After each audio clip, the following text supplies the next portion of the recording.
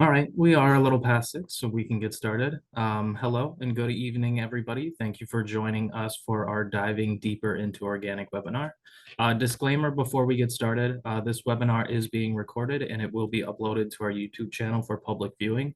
If you do not want to show your face, feel free to turn off your camera.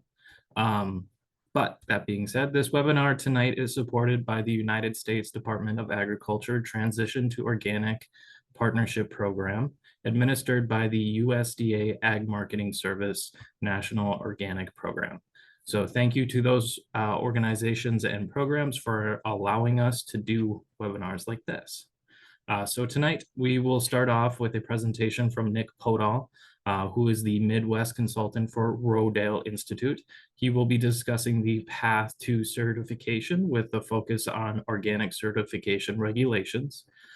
Afterwards, we'll take a short break and then we will come back to ask questions to our farmer panel of certified organic farmers, which includes Jonathan Mosier, Glenn Philbrick, Zachary Page, and Nic Podoll himself. I will start the conversation with some of the prompted questions, and then at the end, I will open it up to all of you to ask questions that you may have. So with all of that being said, that is my little introduction. So Nic, whenever you are ready, you are welcome to share your screen and get started. All right, thanks, Jake. Like you said, Jake said, my name's Nic Podoll. I grew up on an organic farm in North Dakota. So I've been I grew up, farming organically in southeast North Dakota, and pretty familiar with farms as an organization and also organizations like NPSAS. My family's been involved in organic agriculture in the region for a long time, and happy to share a little bit more about the organic regulations today and transitioning to organic. I'm going to share my screen here. Okay. All right. So we'll talk about transition and the path to certification. We'll also focus a little bit more heavily on record keeping here. Jake mentioned to me that they've had quite a few questions recently about record keeping specifically. So I wanted to dive into that a little bit closer. So first of all, just some of the basic requirements for organic certification. First is that the land must be managed organically for 36 months prior to being eligible for certification. So you might hear people mention 3 years, but it's actually 36 months since the last prohibited substance was applied. And that's kind of important to note because if you time it right, depending on your cropping system, if you time it right, you can actually have only 2 conventional crops to sell during transition, with the third one being certified organic. Which is significant to point out. So when we're the next thing on the list there is no synthetic pesticides or fertilizers. Everybody's usually pretty familiar with that one. Using things like green manures or animal manures for fertility. Crop rotations need to be implemented. So typically that means at least 3 crops in a rotation. For vegetable producers, that's usually not an issue, although the rotations can get a little more complicated with permanent seed beds or raised beds, and growing different things in those at different times of year. So the vegetable rotations can get a little bit more complex.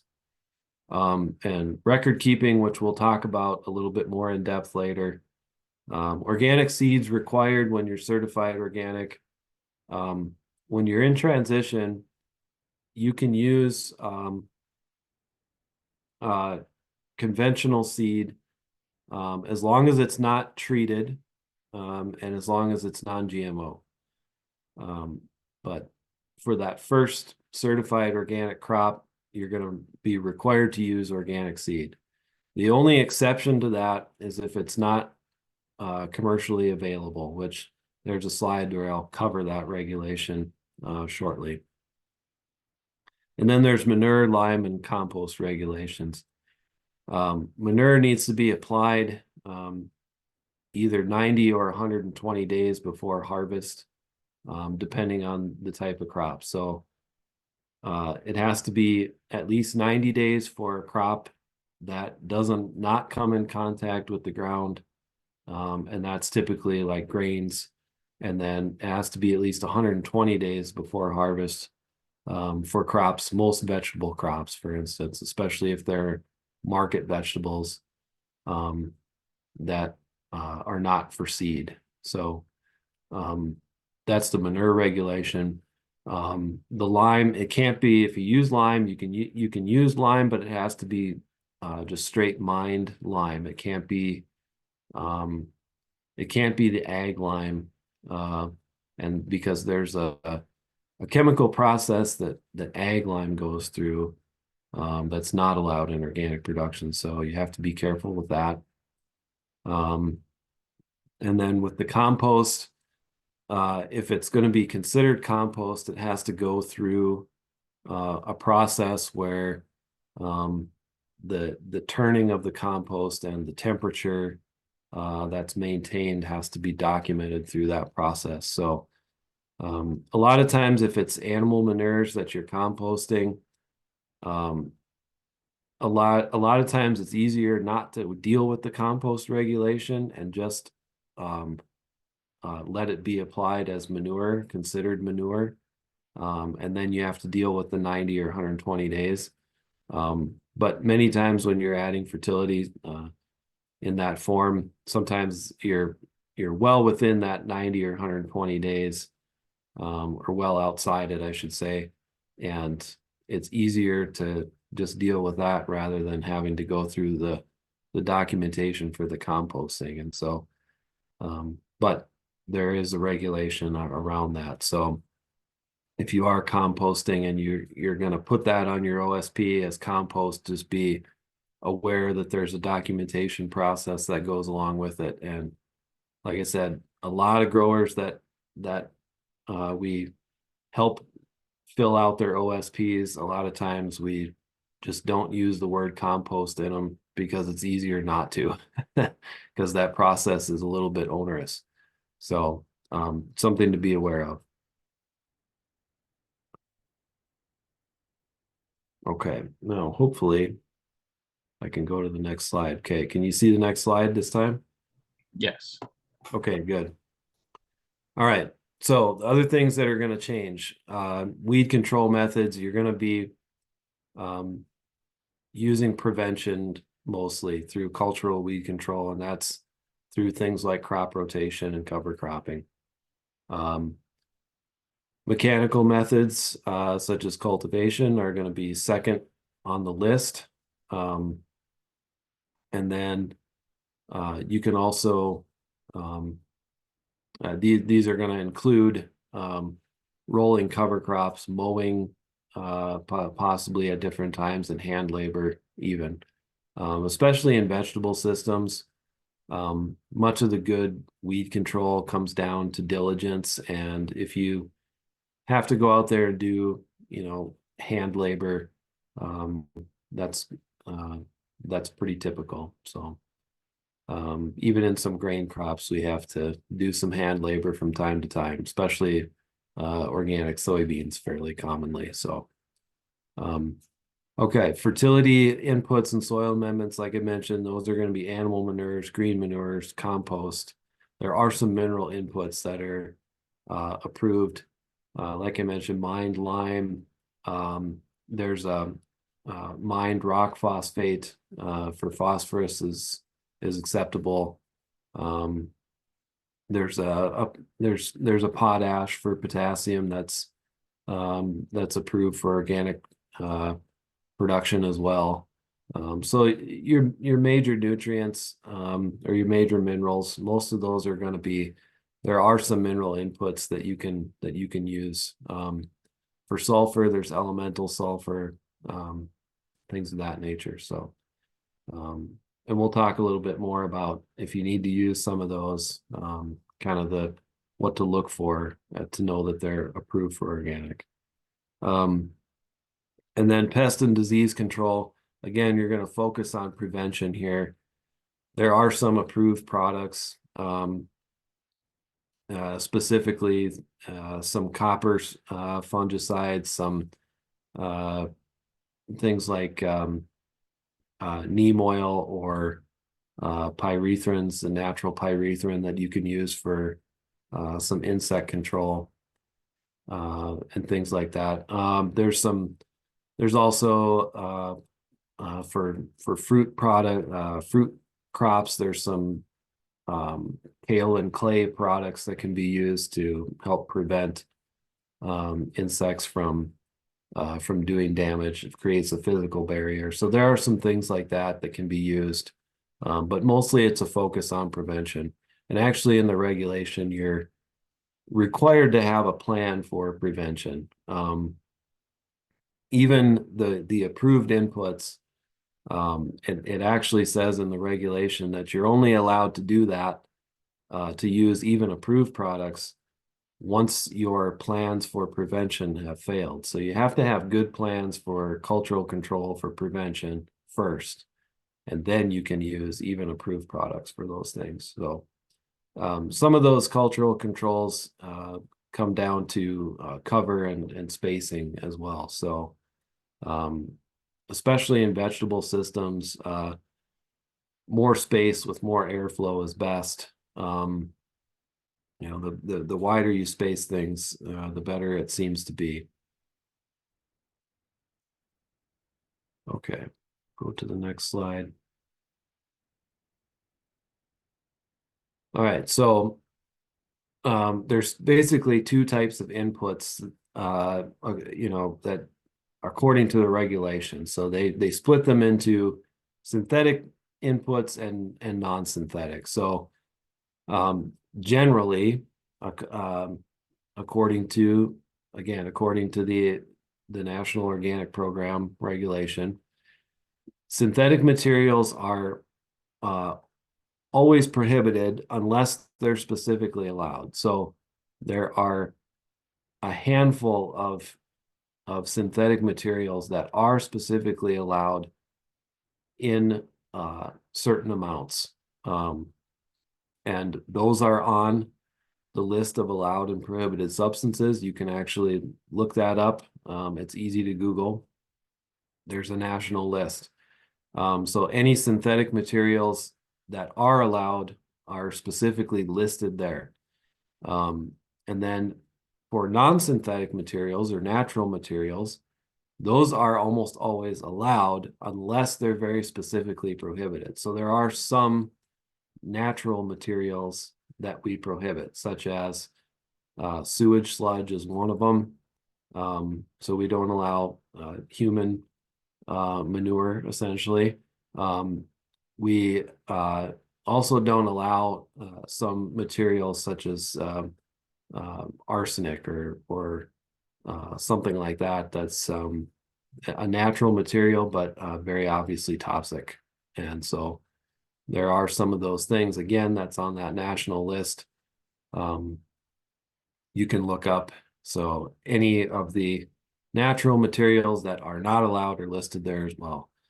I mentioned mineral inputs that are approved. Most of the inputs are gonna have what's called OMRI listed label, and OMRI is the Organic Materials Review Institute, and they are an independent organization, but they essentially review inputs and materials against the regulation and approve them for organic production. And it's a fairly trustworthy list. They're a good organization.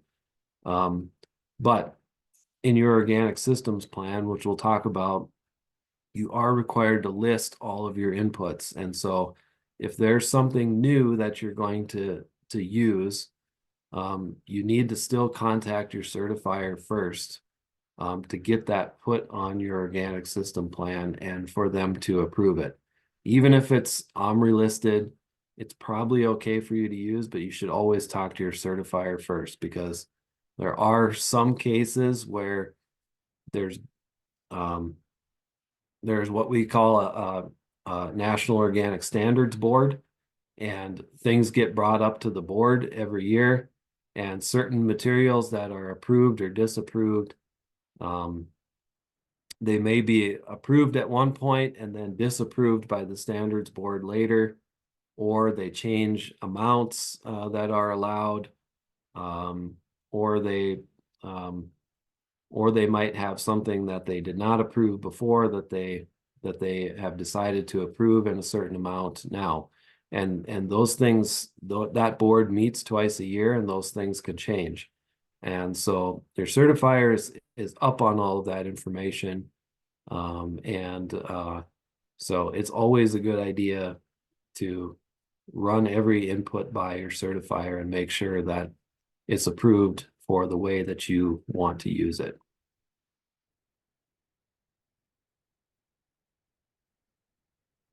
Okay, so this is the regulation on seeds, and this is the exception I was talking about for commercial availability of seed. So the producer must use organically grown seeds, except that non-organic untreated seeds may be used to produce an organic crop when an equivalent organically produced variety is not commercially available. So what exactly does that mean? So if an organic variety of seeds that you want to plant, if there's a variety that you want in a certain quantity that you want, and it's not available certified organic, you can get it conventionally as long as it's untreated and non-GMO. You just have to document that with a seed search. So you have to search at least 3 suppliers that could potentially carry that product that you're looking for, or that seed that you're looking for. And if they don't have it, then you can obtain approval from your certifier to use a conventional untreated variety. So that's the form, quality, and quantity to fulfill an essential function in an organic system. And so that's what they mean by commercial availability. Price is not a consideration. So organic seed is typically more expensive, but that's not a consideration in this regulation. So if there's organic seed available of the variety that you want, you must purchase it. Unless you can't get enough of it, that would be an exception, or it's not in good enough quality as well. So if there's too much weed seed in it, if the germination rate isn't high enough for your standards, and you would have to justify to your certifier those things in order to get that exception. But generally, certifiers are pretty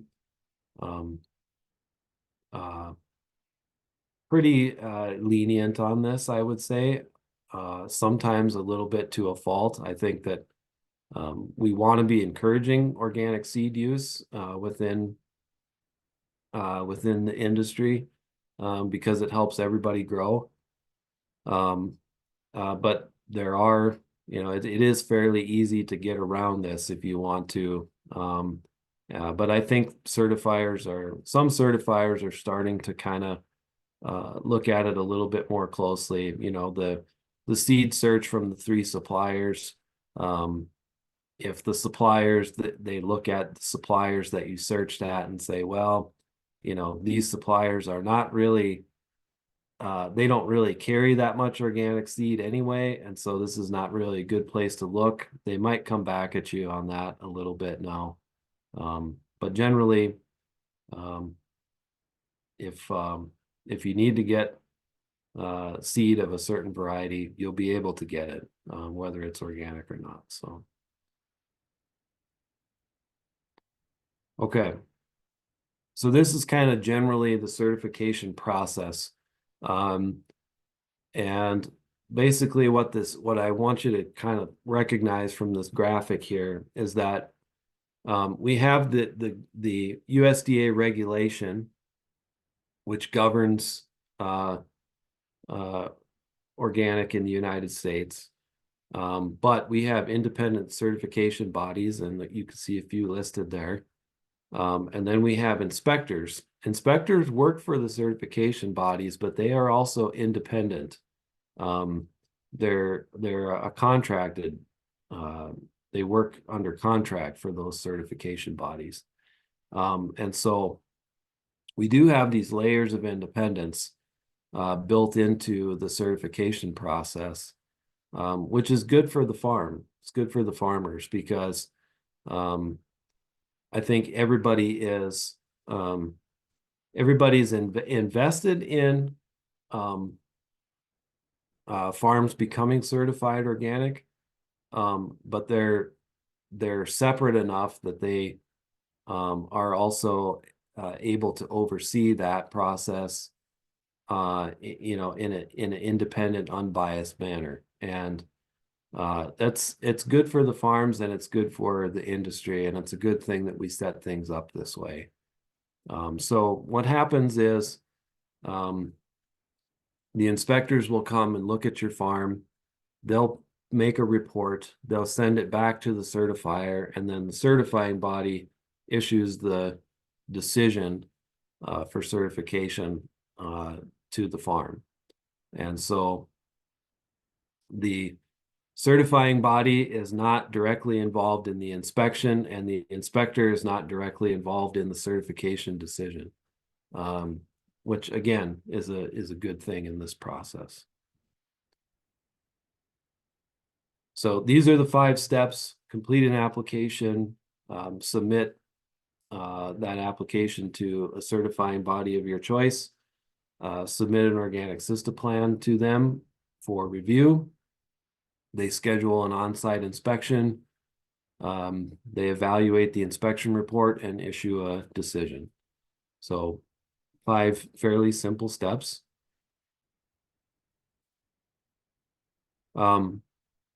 Choosing a certification agency can be somewhat of a complex or daunting task, or it can feel that way.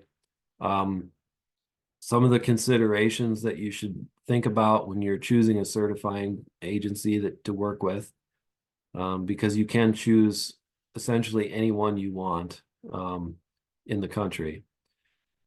Look at fee structure.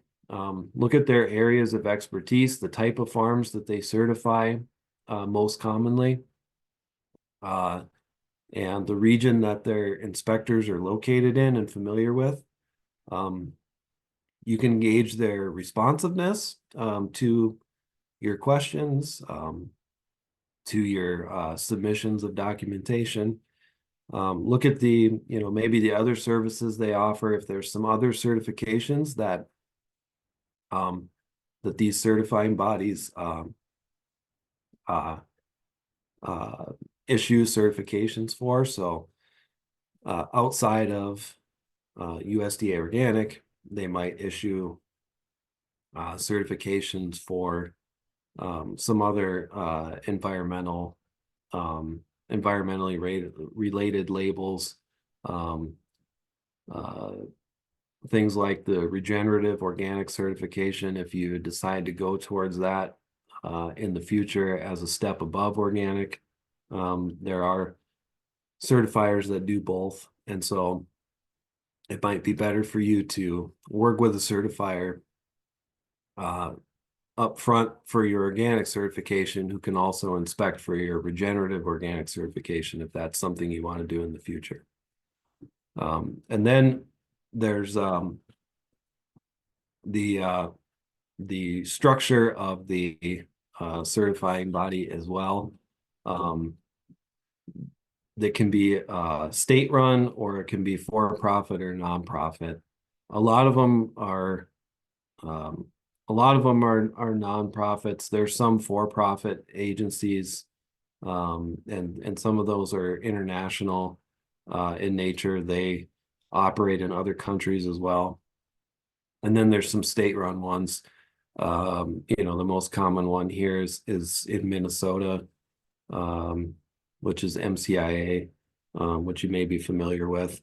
And that's actually housed at the University of Minnesota. So, and that's the case in other states too. They have some certifying bodies that are either housed at the State Department of Agriculture or at their land grant university. So, depending on your leanings there towards what you'd like to work with, those are some of the things to consider. And I want to mention the organic farm search tool that's on Rodale's website. So this is actually linked to the USDA integrity database, which lists all the certified organic operations in the country, and anybody can go and look those up. That's public information. So this map is linked to that, and you can search where you are and find all the certified organic operations within a certain distance of you on this map. And you can hover your mouse over them and look at, what kind of operations they are, what scopes they certify under, and what their certifying body is. That can help you kind of make your decision if all the farms in your area use a certain certification body, it's probably advantageous for you to go with that same one, simply because the inspection fees are going to be much more reasonable if they're in the area already and doing inspections. So you'll have to pay, for as part of your fees, you'll have to pay for the inspector who comes out, and the further they travel from, the higher that fee is going to be. And so if they're in the area already with other farms, it's often advantageous for you to use one of those certifiers that operates in your area.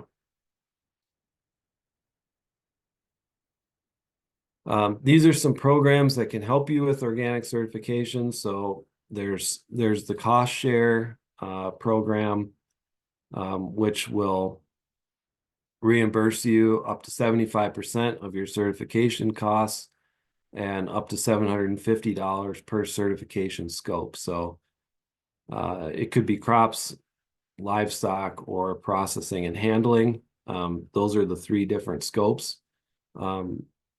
Most farms are certified one scope, but if you have, for example, crops and livestock that you're certifying both of them organic, those are two different scopes, and you'll have separate fees from the certifying body for both of those, and you can get up to $750 for each of those scopes through that cost share program. And that's available through the USDA. In most states, it's administered through the State Department of Ag. Then there's the transitional and organic grower assistance program.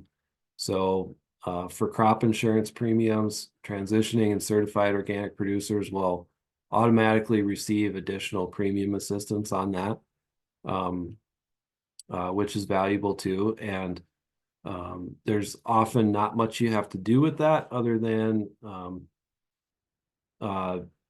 if as long as they know that you're in transition, again, you're working through the NRCS or FSA, you'll automatically gain that premium assistance.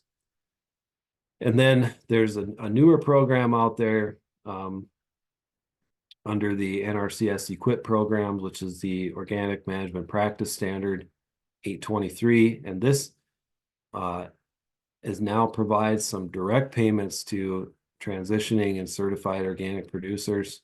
And they can range anywhere from $200 to $600 an acre to start off with, depending on the type of operation that you have, and how you're ranked within the NRCS's ranking system for that type of assistance as well.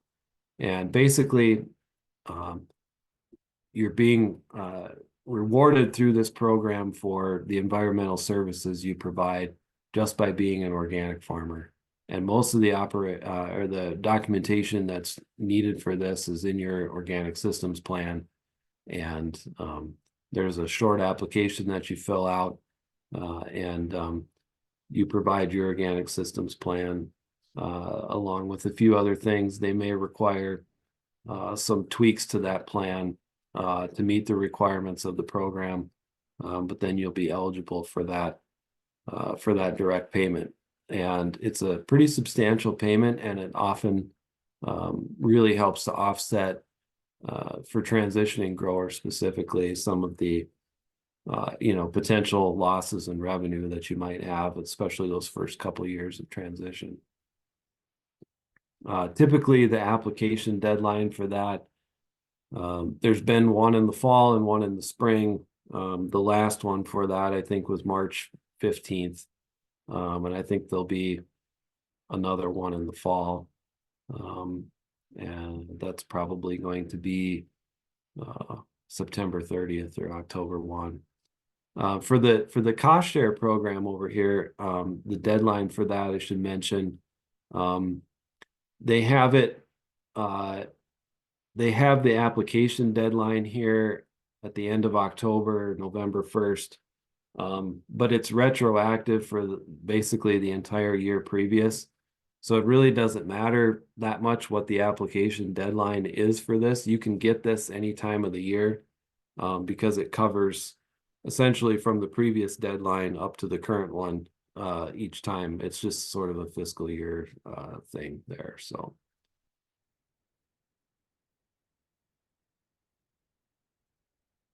Okay, so the application and fees to the certification body is something that you'll have to pay. We talked about that. This is just an example from Oregon Tilth.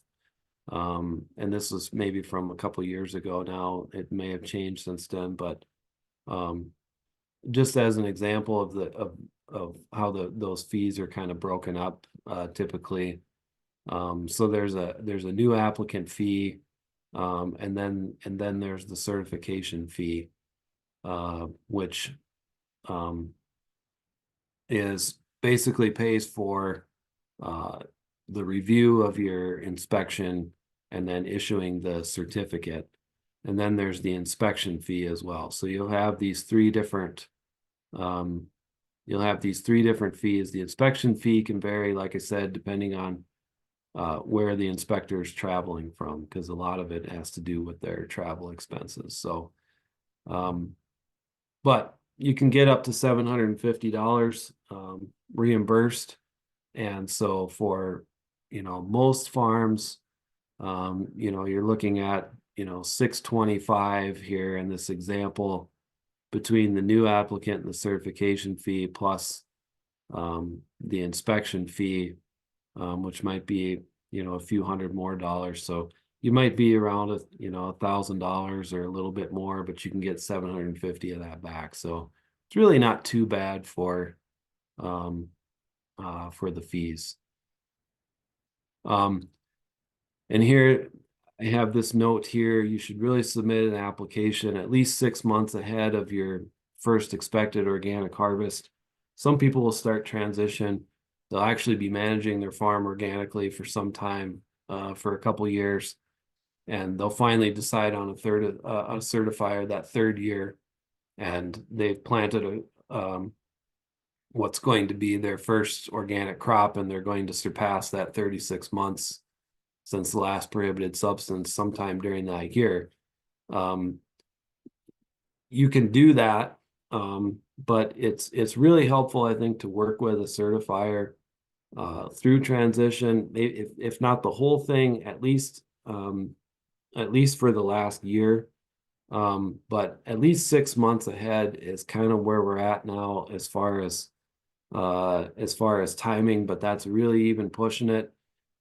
You might even want to be, more like 9 months ahead of your first expected organic harvest to make sure that you're able to have your paperwork processed and have an inspection done before harvest of that crop. Because if you want to have a certified organic crop, the inspection has to be done before you harvest it.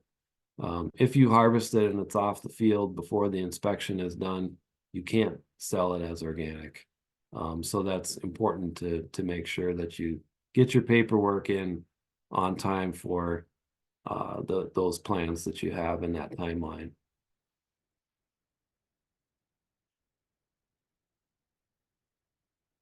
Let's see.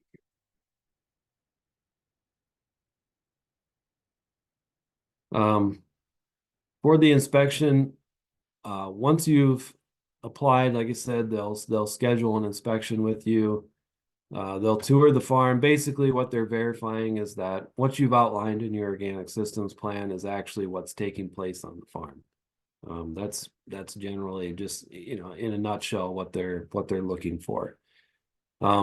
Inspections are typically 2 to 4 hours, depending on the size of the operation, and then they occur annually after that initial certification. So each summer, typically, you'll have an inspector come out to your farm to, again, look at what's taking place on the farm and verify that it matches the OSP and the updates that you make to it each year.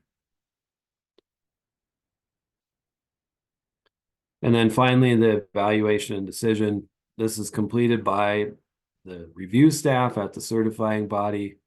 They may have conditions or non-compliances that they've noticed through the process. And if you do have these things, it doesn't mean that you're denied certification. You have an opportunity to be presented with those things and then to fix those things to make sure that that your farm is in compliance. So they're reviewing everything that's going on to make sure that your farm is in compliance, and then they tell you what if there is anything out of that, and then you have the opportunity to fix it. If you refuse to fix it, or if you just don't fix it within a certain time frame, typically they'll give you a time frame within which to do that. If you don't do that, then you can be denied certification. But you have that, you're not just denied without an opportunity to fix things, because again, they want farmers to be successful at this. And it's not typically as scary as people might think it is, or as sort of as cold of a process. It's we want farmers to be certified organic, and so they're not just out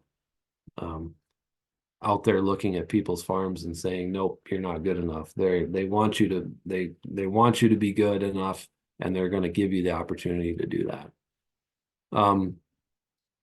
So once you're approved, you'll be sent a notification, and then you can sell your product as certified organic. And you'll receive a certificate that looks something like this one here, and as an example. And it'll list the scopes that you're approved or certified for. This certificate is important to have if you're selling products as organic. Oftentimes the buyer will ask to see your organic certificate to verify that you are certified organic, and that's really what that's issued for. Okay. Couple of questions here. Let's see. Yeah, first question that came in was from Joanna. Is arborist mulch or chipped trees that sometimes that you can get from utility companies or trimmings under power lines?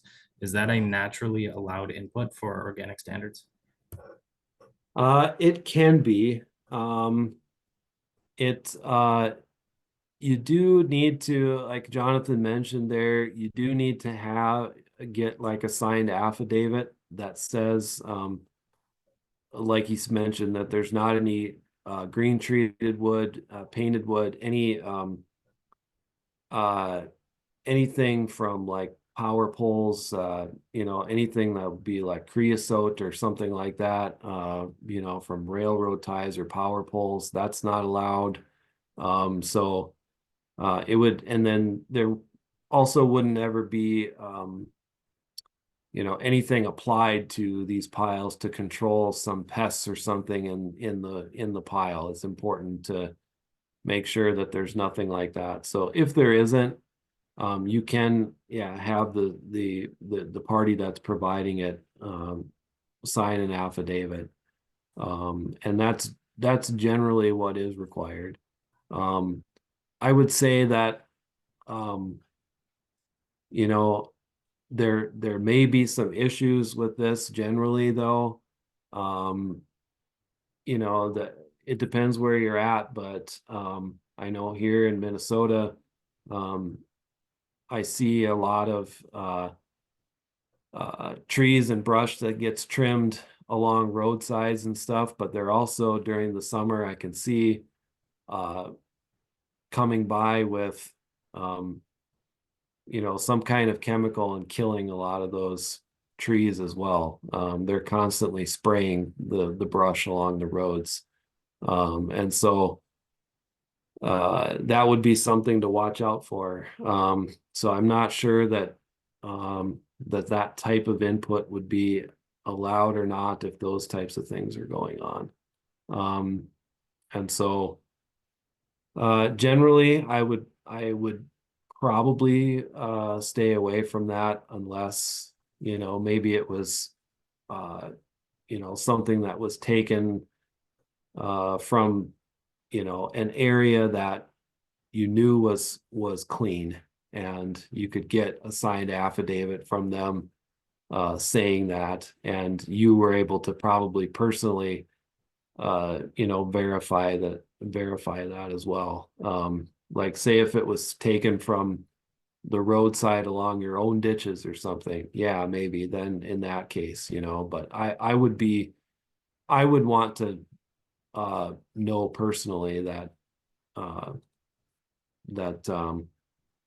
it was taken from a place that hadn't had any chemical applied to it previously. So Perfect. I did get another question. okay. Can you use any certifying body in the United States, or do you have to use a certifier within your region?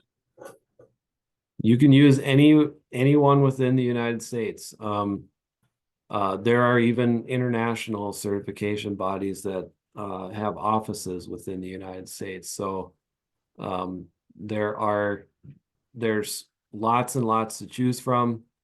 Like an example of an international one that's fairly close would be EcoCert, which has an office in Lincoln, Nebraska, and they do send certifiers out up into the Dakotas and Minnesota, and there are operations that are certified by them up here. So there are some bigger certifiers like that are available. And you could even go, you could have, there are some certifiers like Oregon Tilth, for instance, that they're based out in Oregon, but their Oregon Tilth is a really old certifier. It's one of the oldest in the country, one of the first handful that there ever were. They do have inspectors in different areas of the country, and I know they do have certified operations in many states. And if you go on the USDA integrity database and look at the certification bodies, you can see, I think there's a function where you can search by certification body, and it'll show it'll show all the operations that are certified by that certifier, and you'll see all the different states that they operate in that are listed there. And lots of certifiers certify in many states. So yeah, you can basically pick any one you want. But like I said, you do have to pay for the inspector to come and their travel fees. So depending on where they have an inspector and how close that inspector is to you, that might cost you significantly more. So that's something you want to look into when you're talking to those certifiers. Say, okay, where's your closest inspector? Who would you send out? And get an estimate of maybe what those travel costs are going to be for the inspection part of it. So Perfect. Thank you.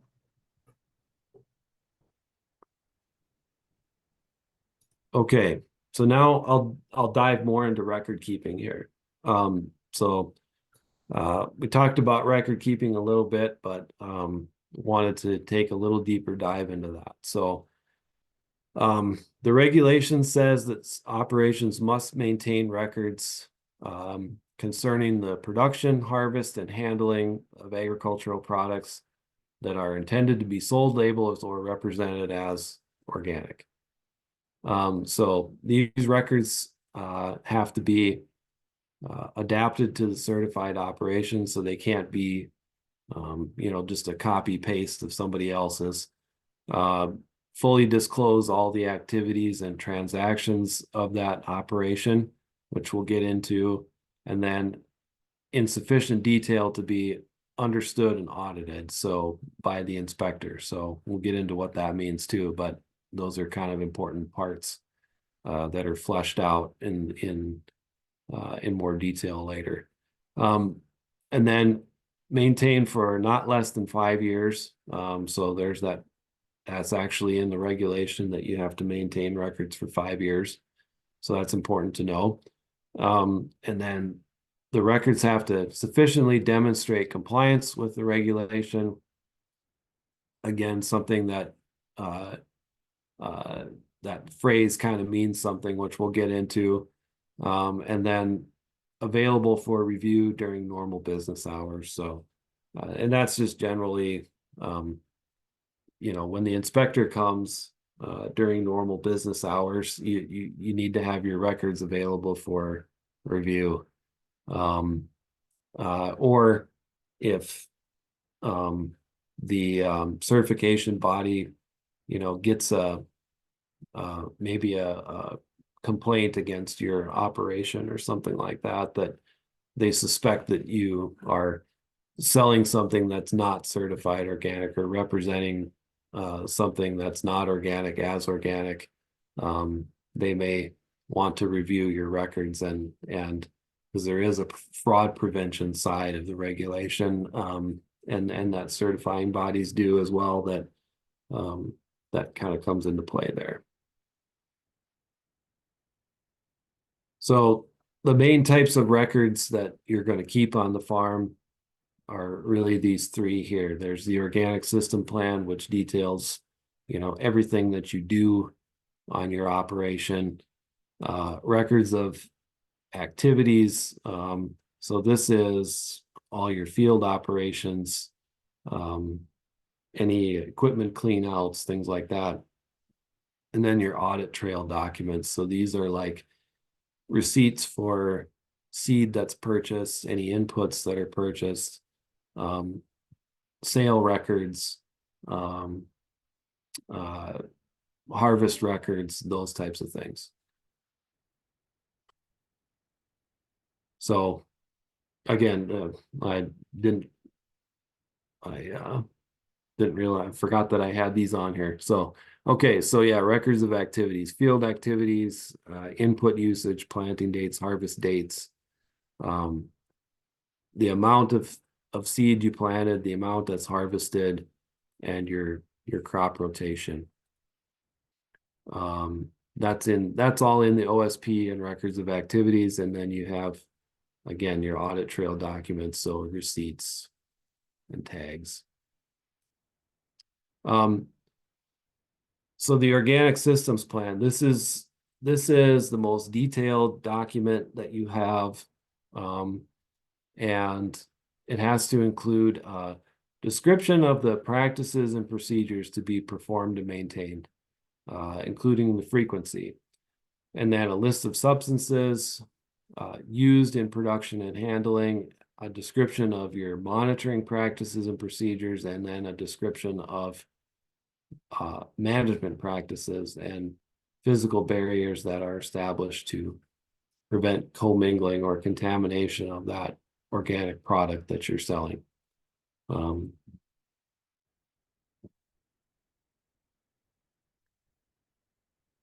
So this is just a kind of an example of what part of what an organic system plan looks like.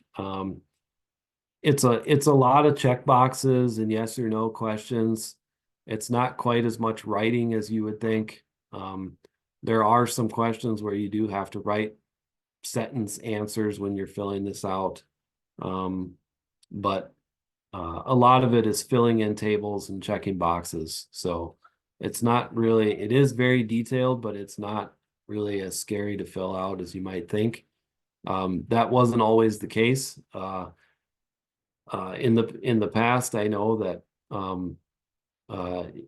the OSPs were much more of a giant essay test, and and they've gotten a little bit easier to fill out for producers. That's both a good and a bad thing, I would say. It's easier to fill out, it's less onerous, and it makes it more accessible to people. But it's also it doesn't force you to think about your operation quite as much. And so I would say that's one thing that's sort of been noted by, you know, a lot of long-term organic producers that I've talked to, or inspectors that I've talked to. They've sort of noted that as the forms have gotten easier, people seem to think or not think quite as in detail as maybe they would be forced to if they had to write all this stuff out. And it's a little bit more, there's a little bit more on the inspector to kind of tease some of those things out rather than you know, during the inspection process, rather than being able to have that information in front of them in the OSP. So but anyway, that's just a little bit of background on that. But again, this OSP is really this primary document that they're using to verify that your farm is in compliance with the NOP standards. So what's covered in here, your contact information, the certification request, so what scopes you're going to be certified under, a description of your soil and your crop fertility management plans. So, you know, that includes, you know, your crop rotation and, you know, your cover cropping practices, what inputs you're applying to those crops at what times during the rotation, etc. Compost and manure use, again, documenting that that compost process if that's something that you use. Natural resources and biodiversity conservation. This is actually a required thing in the standards, and it's part of the reason why we now have that the USDA has that through the NRCS Equip program, that 823 standard where we can get payments for our conservation practices. It has always been required actually under the regulation that we have a lot of these conservation practices in place on the farm. Organic farmers have actually been required by law to do that. And I say it's about time that we actually got some compensation for that, which is great. But that is a part of your OSP as well. So you need to detail what you're doing for wildlife on your farm, the habitat that you're leaving for that wildlife, ways that you're reducing erosion in areas that are sensitive to that on your farm. There's a myriad of other things, but maybe installing, different features in different regions. It's more important to have maybe some terracing or, ridge till, or, some of these other practices to help with soil erosion and things like that.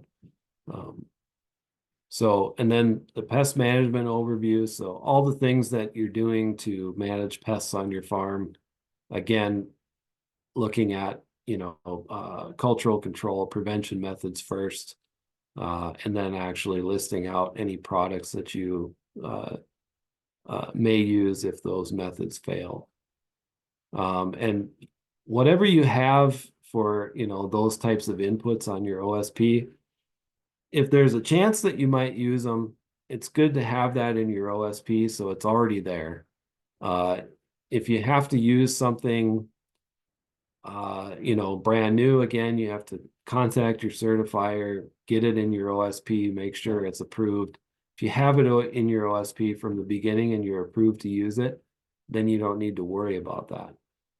So anything that you might use to help control pests or other inputs that you might have, even if you don't use them, it's best to have them in your OSP so that they're there and available for you to use when you need to do it. Because a lot of people say, sometimes it's best to do something and then ask for forgiveness later. Not in this case. That's a no-no. So don't do something and then go back and ask to see that whether it's approved later. That can get you in big trouble. So again, if it's something you might do, put it in your OSP so it's there. Equipment cleaning procedures. This is important specifically for if you're renting any equipment or if you have a split operation. So if you have equipment that's being used in conventional and organic production, it's important to document this, because if you're required to do a clean out of that equipment before you can use it to, say for a combine to harvest your organic grain, or even a piece of tillage equipment or a seed cleaner or something like that. Anything that's handled, conventional product, it needs to be cleaned out so you can prevent commingling of those two.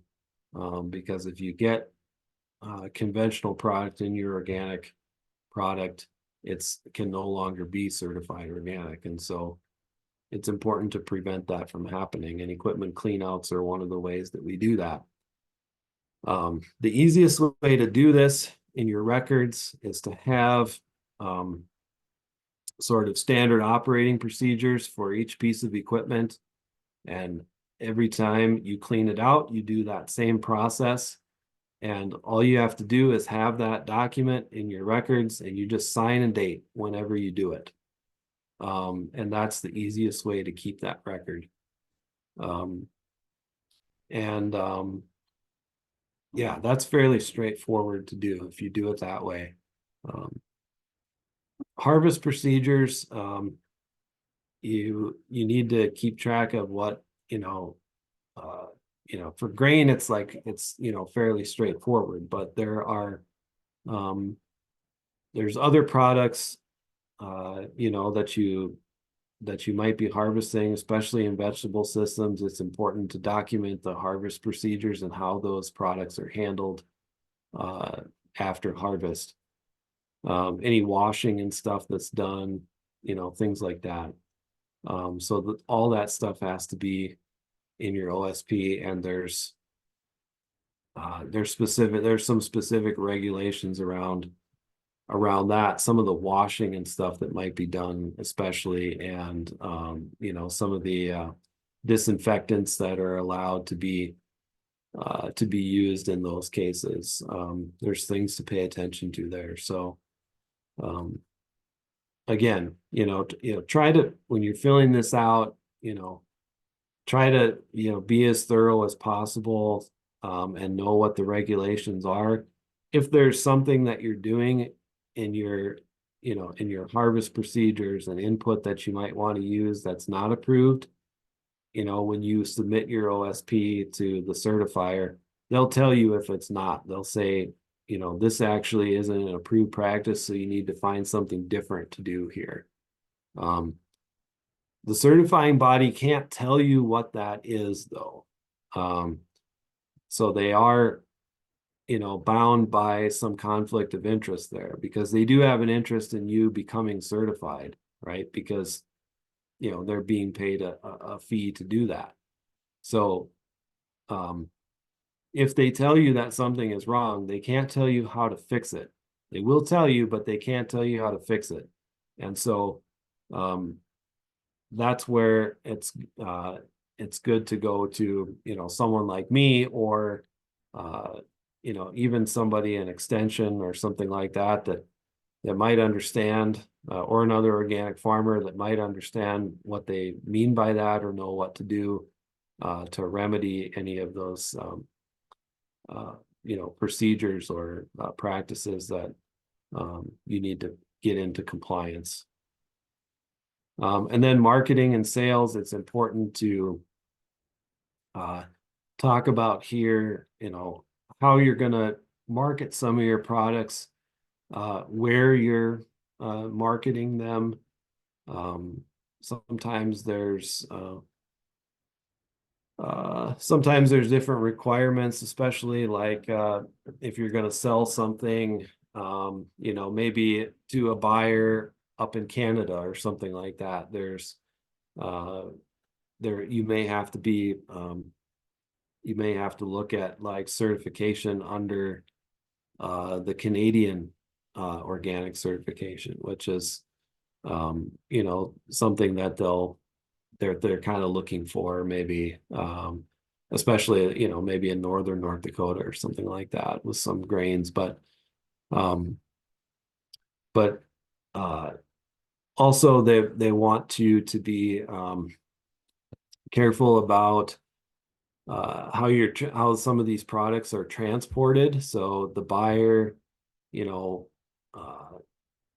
either you or the buyer, who's responsible for transportation of the organic product, and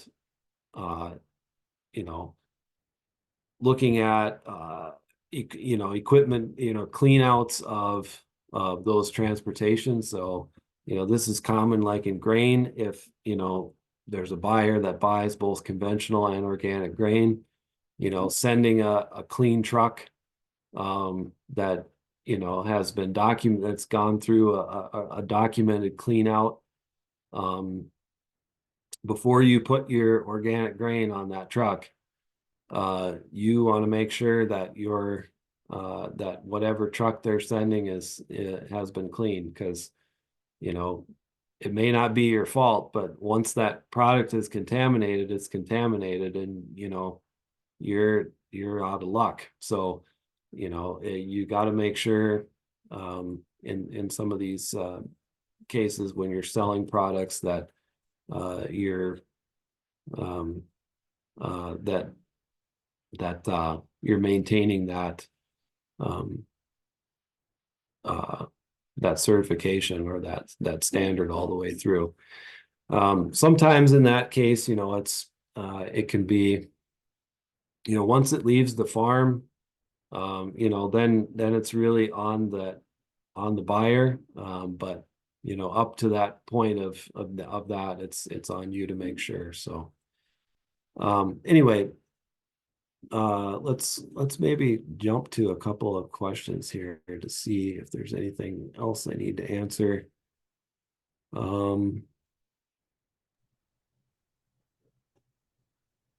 Oh, I might have covered that here. Cleaning logs.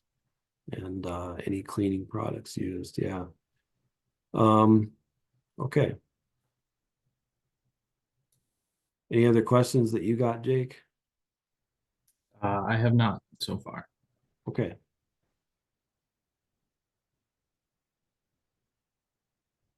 Next one.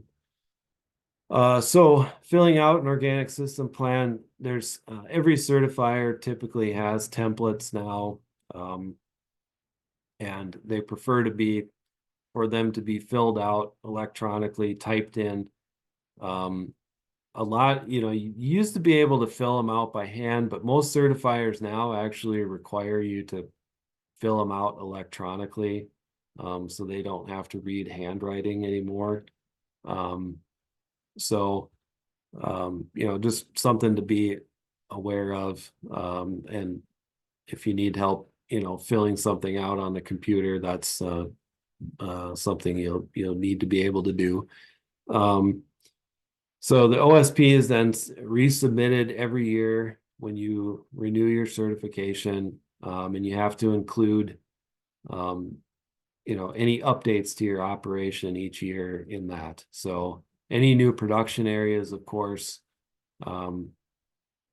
fields or whole separate farms, away from your maybe your home place or something. I should note there that if you're a split operation, that so you have both certified organic and conventional fields, they do need to see all of those fields, both conventional and organic, in your field maps, not just the organic ones, because they want to be certain again of how much conventional production you have and how that might affect your organic production as far as maybe buffers between fields that might be necessary, things like that. And they're also looking at, again, from that fraud prevention angle, they're also looking at, how much certified organic product you're selling, and how much you planted, and whether those two things match up. So you might report that you sold a certain number of bushels of grain or pounds of product. And if you're growing both conventional and organic of that, and the amount that you reported sold as certified organic doesn't really jive with the amount that you reported as planted certified organic, or the amount of organic seed that you purchased of that, then it might raise a red flag, right? So they're looking for those types of things in operations, so that's why they have to know all of the production area, not just the organic one. So any new crops that you grow each year, so part of your organic systems plan actually lists out individual species of crops. So for most grain farmers, this isn't that big of a deal, but it can actually be a pretty huge list for like vegetable growers, because you do actually have to list out like each species of vegetables that you're growing. You can't just say I grow vegetables. It has to be like, it's which ones, very specifically, not by variety necessarily, but again, each species. So that can get to be quite a list for vegetable growers. So anything new that you decide to grow from year to year, that's going to be probably a big one for vegetable growers to update. Any new inputs? So again, during the year, you should be doing this as well. If you decide to use any new input, like I said, you need to run that by your certifier. So hopefully it's there, but at the beginning of each year, when you resubmit your OSP, there might be some other, new products that you're, potentially thinking about using. So any organic pesticides and fertilizers that, again, as inputs that you're going to be using, those need to be listed there. And then once a certifier approves an OSP, and the farmer has a written guarantee from the certifier that those practices and materials are acceptable. So that's kind of important to note that that if the certifier screws up, that's on the certifier and not the farmer. If they approve something on your OSP that they shouldn't have, they can't go back later and say, oh, we screwed up, and if you use this product, we're actually going to pull your certification. If they approve it, it's on them, and the farmer's not liable for that. So that's important to note. That doesn't really happen very often. I think the only case that might happen is if, again, you have something where the National Organic Standards Board has reviewed something and said, this had been approved for organic production, but now we've decided that we're no longer going to allow this anymore. And that's usually, I think that's maybe the only case that you might see where something like that sort of happens, where you have that approved on an OSP, and then but the next year when you renew, they'll say, actually, this isn't approved anymore, at least maybe not in the use that you had it listed as. So we need to amend this, or it needs to be removed from your OSP. And so again, that's up for updating each year. So just because it is in your OSP doesn't mean you can do it forever either if something is wrong. So Hey, Nick, I think you answered this, but I missed it. With your digital record keeping, do you still have to sign and date every record that you put in there? you should have dates on like receipts, any like affidavits or anything like that, any clean out activities, like field activities, you'll want to have dated. So like when you went in and did some tillage or something like that on this field, you should date that stuff. You don't necessarily have to sign it though, although it can be helpful in your records for some, maybe like a tillage activity. You don't really need to sign off on that necessarily, because it's not something that if you do or don't do that, it's actually going to affect your certification. Like a clean out procedure, that can actually affect your certification. Whether you do some tillage or not, it doesn't necessarily, like that can happen or not happen, and it's okay either way kind of thing. But it can be effective to keep some of those kinds of records if you have multiple people on the farm doing different things. It can be effective to keep track of who did what, so that if there's ever a question about something that happened, they can actually go back and say, do you remember doing this? We need a little bit more clarification on what happened here, and that can be done.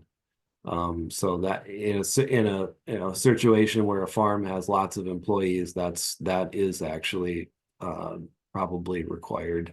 So would you say it's kind of best practice just to make sure everything's dated for sure, and then at least initialed on all of those records? Just yeah, best I practice. would say so, just for best practice. Yeah. Thank you.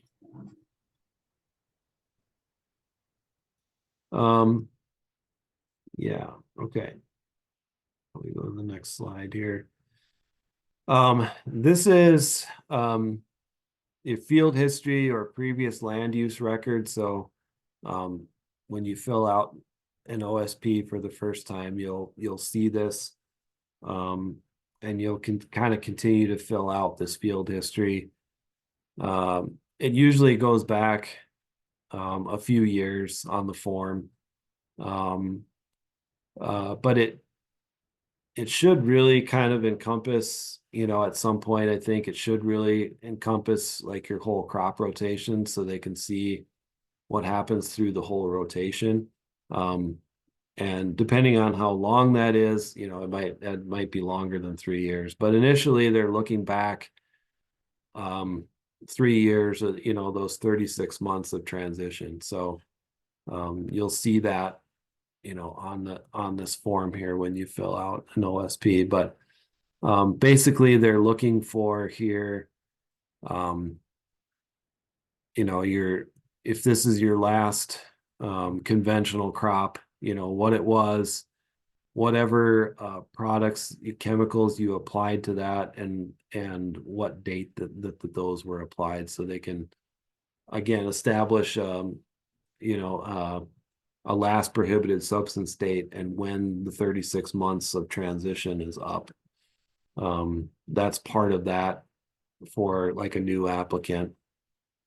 But again, they're documenting here, all the crops that are being grown on what fields and all of the inputs that are being applied to those crops throughout the course of the year or over the whole rotation. So this is part of your OSP, and it'll be, continue to be updated as you go.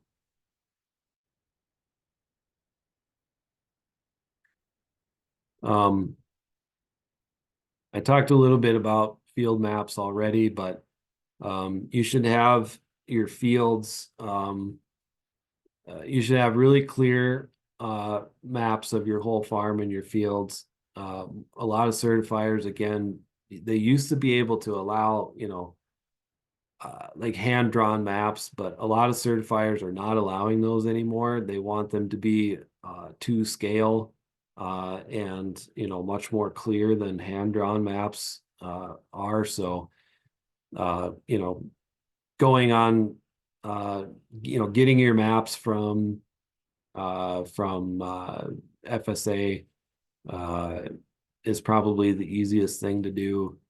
Or you can go on Google Earth and mark things out there as well. But digital farm and field maps are kind of the standard now, instead of anything hand drawn. But you should have, clear names for each of your fields, so that you can ID the crops that came off of those fields. And we'll talk about like lot numbers and stuff here in a minute, but location and name of roads, rights of way that might exist across your property, acreage or square footage for each field or unit. Locations of buffer zones should be noted.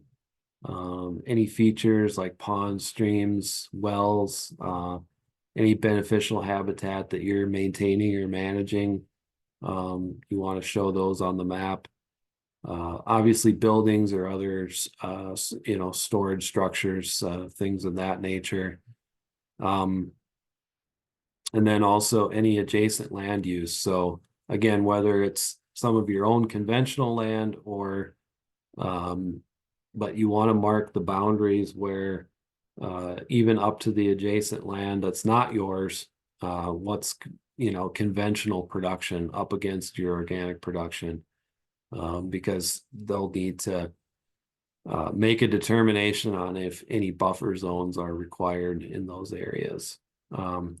And as far as buffer zones go, there's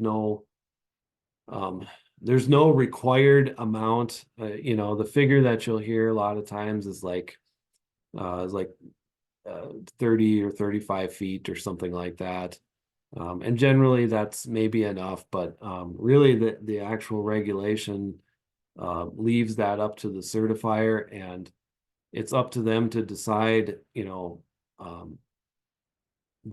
basically the size and the configuration of that buffer zone, and what's required based on the conditions that are present. So that can be, the orientation of a field, depending on like prevailing wind direction, looking at sort of the topography of the land, whether that's flowing downhill onto your certified organic ground, things of that nature.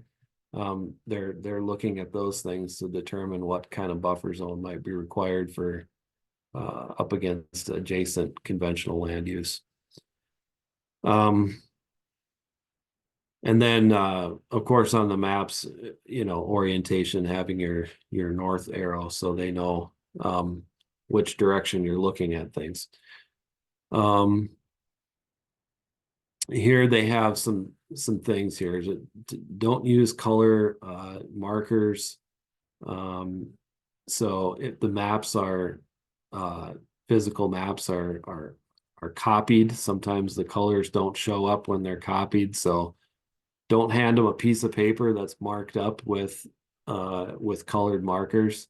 If you're going to do colored markings, do it digitally.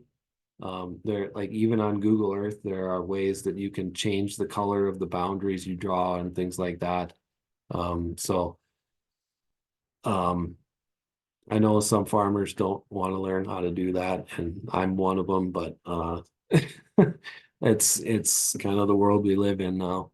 And then don't show individual annual crops on this general farm map page because those change year to year. So don't note on your map that this field is a wheat field because it's not always going to be a wheat field. So you kind of want to stay away from that for this general map. And then minimize changing field acreages and field numbers from year to year. Try not to have a field that's like split differently from year to year different ways. So if you're going to have that happening, split the field, if you're going to split it twice one year and then 3 times the next one, and then have the whole field in one thing and then go back to 2 sections again, just split the field into 3 areas and in the map, and then have a different note for each one of those. And then you can overlap those, too, if you have the whole production area, all 3 of those fields in one crop one year, then that's okay. It's better just to split it up as much as you need to on the map and have different names for those splits rather than splitting it differently year to year. They don't want you to do that because it gets really hard to keep track of. So especially not just for them, but for you in your record keeping. If you're keeping, you need to keep lot numbers and keep track of which crops are harvested from which field. And if you're constantly changing those, that can be a problem for record keeping. So split it up as much as you need to on the map right away. And then if you're growing, like I said, the same crop on multiple fields across that piece, it's okay. You can keep that record, so easier. So here's an example of a map, and you can see the fields that are split up here, and there's lots of different sizes of fields, but they're pretty clearly marked with different letter notes, and then a number is often the easiest way to do it. So, but again, you can make you could make any system you want as long as it's consistent and clear for naming your fields. Yeah, it's fairly straightforward. All those things I mentioned are kind of here. Some of the natural areas are noted. And again, this is kind of sort of the minimum acceptable. It's nice if this is to scale, so overlaid over like a like an aerial map or something like that would be kind of nice, the nicest way to do this, but this is sort of like the minimum of what they're looking for.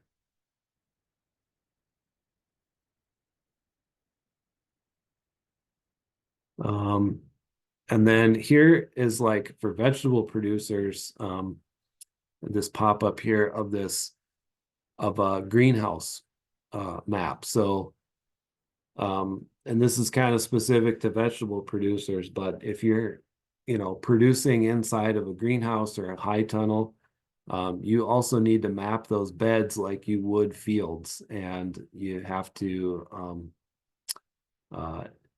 not necessarily each bed is noted as a field, but each greenhouse, I guess, is sort of a field. And then you have multiple things maybe growing within that. So, but you want to make sure that you map this out every year, and you know what's growing in each one of these beds within this.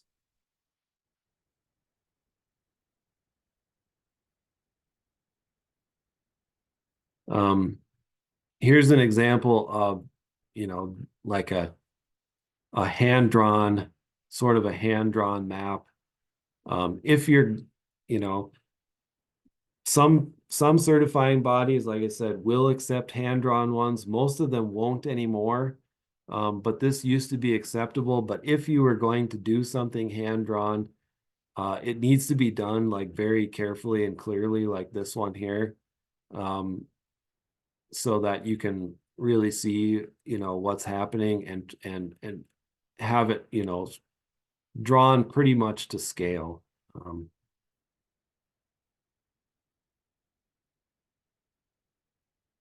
Okay, so this is just a kind of a spreadsheet here of that lists like the different fields that you might have, and then what's growing in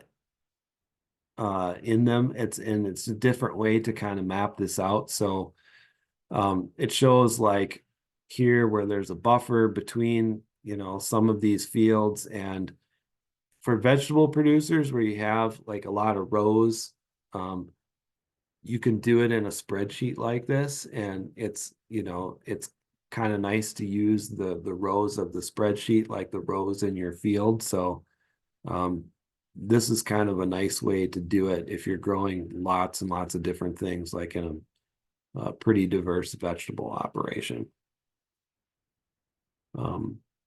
And here you have some fields that are, in some cover crop here that's noted. You have pollinator habitat over here. And then this would be probably a greenhouse here or something, or a high tunnel. That's probably what it's high tunnel, actually. That's probably what the HT stands for. So.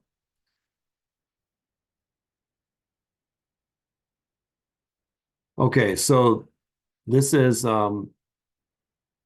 again another type of field history template.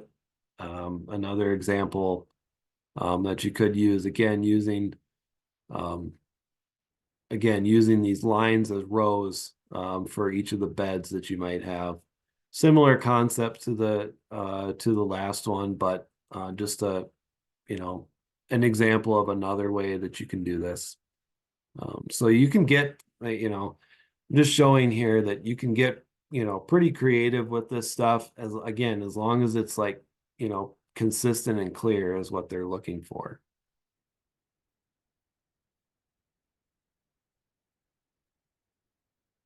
Okay, I talked a little bit about commercial availability searches earlier, and using non-organic seed, if you're approved to do that. There's also planting stock. There's seed, and then there's a specific regulation around planting stock, and planting stock is like live tissue, like roots that you can propagate from. And so some things like I'm trying to think of an example. Um, like elderberry roots, for example. That's something recently that in the last year that I've worked with a grower that's doing. Um, planting stock before they can be certified organic need to be managed organically for at least 12 months prior to being certified organic. Yeah, Jonathan gave a couple examples here in the chat. Apple trees, strawberries. Yep, pretty common examples of things that are considered planting stock. So again, managed organically for 12 months before they can be, before the fruit from those can be considered certified organic. But you can get conventional, again, you're required to get organic, but you can get conventional planting stock, again, if it's that commercially available um, uh, requirement or is not met for you. But if you do that, you need to keep records of that. So collect and keep catalogs of those sources if they're available.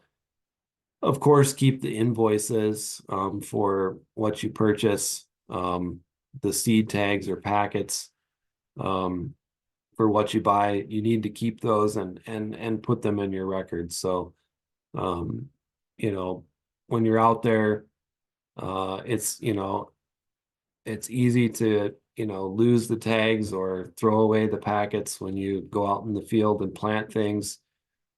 Make sure that you grab one of those tags or one of the seed packets to put in your records before you lose them all out in the field. These are fairly common things that for inspectors that maybe are missing sometimes, and really need to make sure that we do a good job having those things available. So, and then documenting your organic seed search if you were getting some non-organic seed or planting stock. Again, you need to document that search that says that you couldn't find the variety that you were looking for in the form, quality, or quantity that you needed. Let's see. For documenting that organic seed search, like, would you just take screenshots of the companies that you're buying seeds from just to kind of prove that? And do you save like the seed catalogs that they may send out? Like, what does that documentation look like? Sure. So it's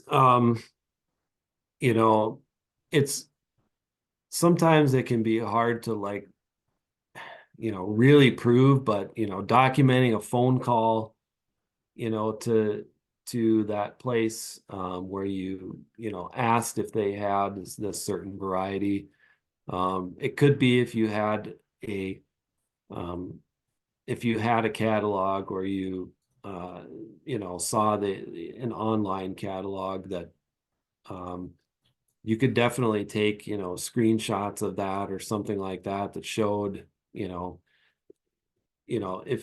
if you don't have to necessarily provide the whole thing, if there's like a page that it would have been on if it was there, kind of thing, so trying not to have like an excessive amount of documentation to have to look through.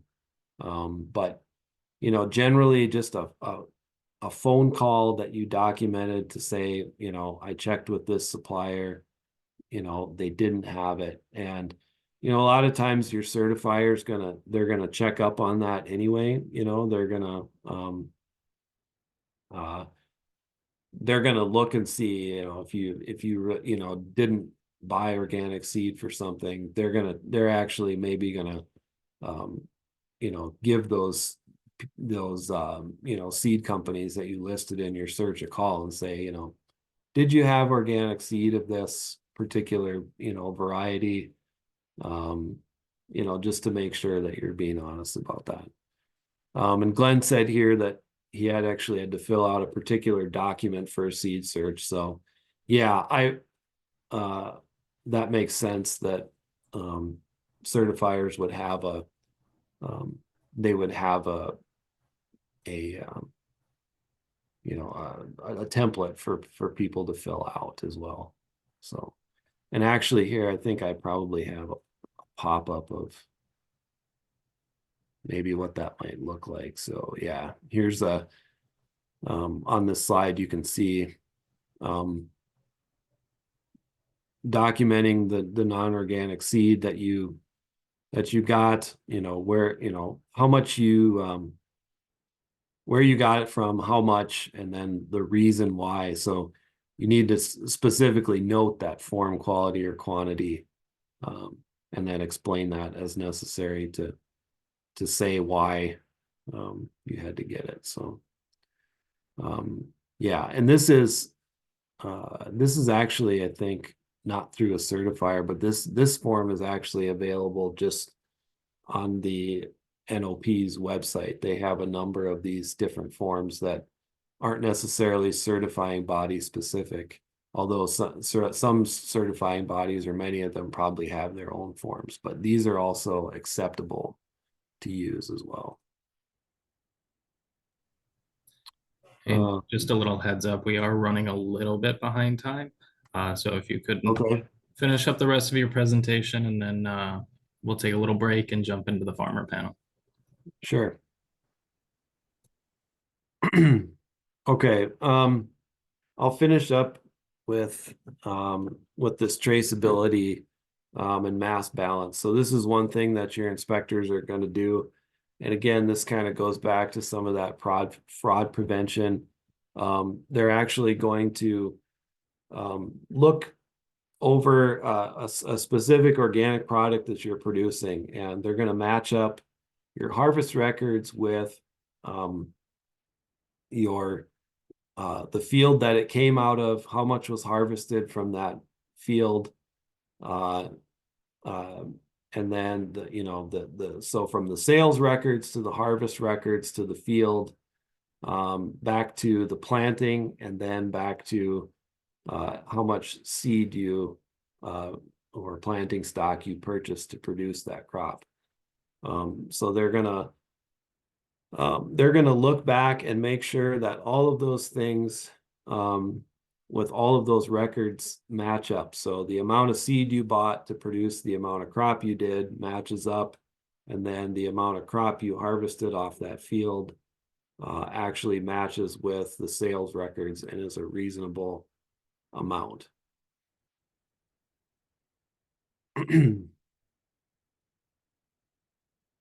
Okay, so this is just a couple examples of that. But so here they're looking at corn specifically, but they're looking at the bag of seed purchased. So how many seeds you actually purchased, and then how many harvested acres you had, and how much seed would have been required in order to produce that amount of crop. And if it's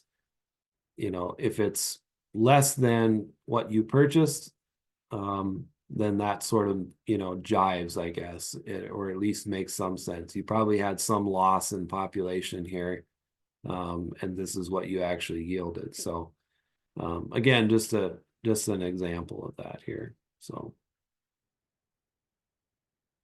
okay.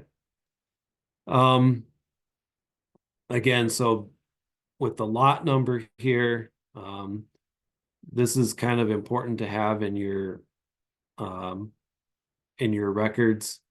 So having a coding system for your crops and livestock. And again, this can be anything you want here, from as long as it's, again, consistent and clear. And I just looked in the chat here, and Jonathan noted that you have to keep track of seed carried over from year to year as well. So yes, that is going to play into this here too. So anything that you're keeping back and planting, so they can match that up as well. If you didn't purchase seed for that field, how much did you save back? So okay, this is just kind of another quick example, a vegetable example, but basically it kind of goes through that same thing, but with squash in this example. So okay, just some quick record keeping tips. Use templates that already exist. Ask your certifier if they have some templates. If you have staff on your farm, their to-do lists are your records. Write things down as soon as it happens so you don't miss things. Develop again those standard operating procedures for things that have to happen over and over again. Sign and date those. And make adjustments along the way. There's always improvements that you can make. And so keeping up on that and doing that is helpful. Let's see, kind of went over that already. This is just a list of different types of records that you might need to keep. And, if anybody wants maybe this checklist or something like that, I can always get it to you at some point too. We have this as a resource that's available. And then just very quickly at the end here, food safety, especially for like market vegetable operations. These are some other certifications, and then like the food safety rules and how that compares to organic certification. So a lot of what's required in organic certification is also required underneath food safety, and sometimes organic even goes above and beyond. So all of these things that are required for the food safety rules are at least covered in organic certification and even more. So it's important to keep these records for compliance with those things as well. And this is the rest of the list here. So again, all this stuff that's required in organic production, not even all of it's required for food safety. So it's helpful to keep good records for other things besides organic production, I guess is the point there. So if there's any other questions later on here, when we do the panel a little bit, I'll be available for questions. So that's it for this. Perfect. Thank you so much, Nick, for coming in tonight and joining us and doing this presentation. I very much appreciate it. Yeah, you're welcome. Welcome back, everybody. We're going to jump into our farmer panel with some of the experienced organic farmers within our region.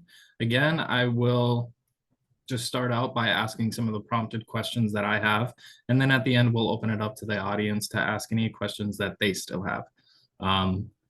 First, we'll do a quick introduction to our panel. If you could just share your name, your farm, where you're located, and how long you've been organically certified. So Glenn, if you'd like to start us off, you're welcome to go. Good evening, everybody. I'm Glenn Philbrick. My farm is Hiddendale Farm, located between Turtle Lake and Washburn, North Dakota. And I've been certified organic since 2016. Perfect. Jonathan? I'm Jonathan Moser. My wife and I operate Forager Farm. We've been certified in 3 different locations, but we're currently on our farm in Mandan, North Dakota.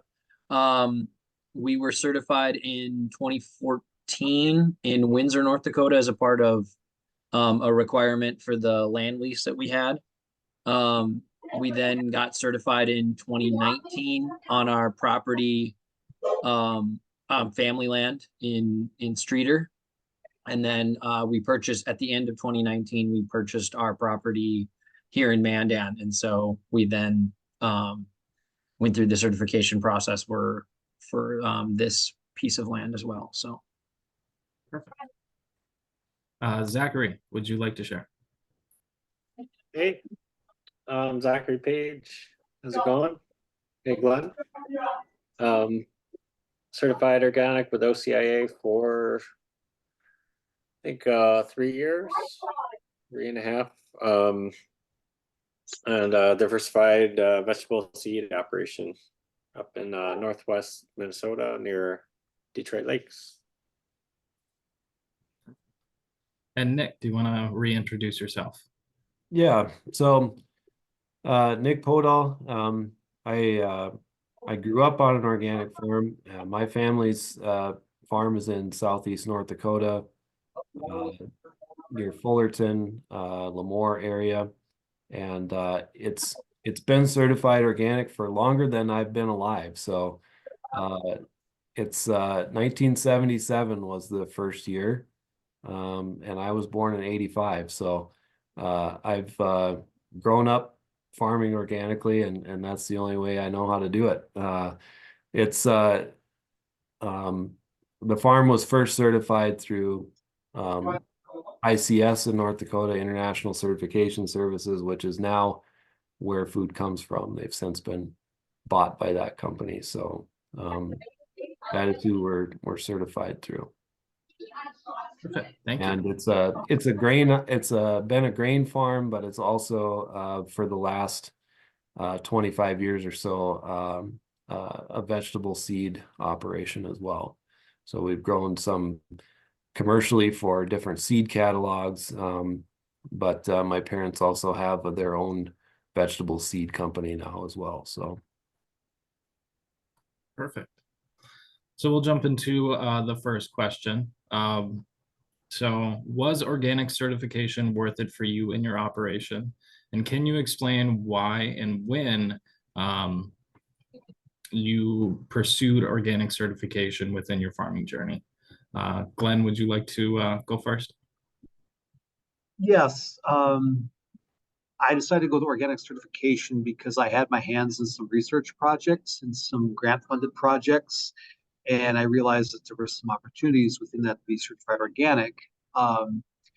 And granted, I was with how I farmed, that was not a hard transition at all. I mean, the technical part was the seed to make sure that that was certified organic. But otherwise, my practices were already organic, minus the seed sources. So being certified organic opened up doors with one of my passions, which is farming with research, because I've always had tried something new every year. Perfect. Jonathan, same question. So I ended up working in a garden when I was 15 years old for two people that worked in the organic industry. So one was ran an organic certification company, and the other one ran a organics accreditation company that accredited the certifiers. So I worked in their garden.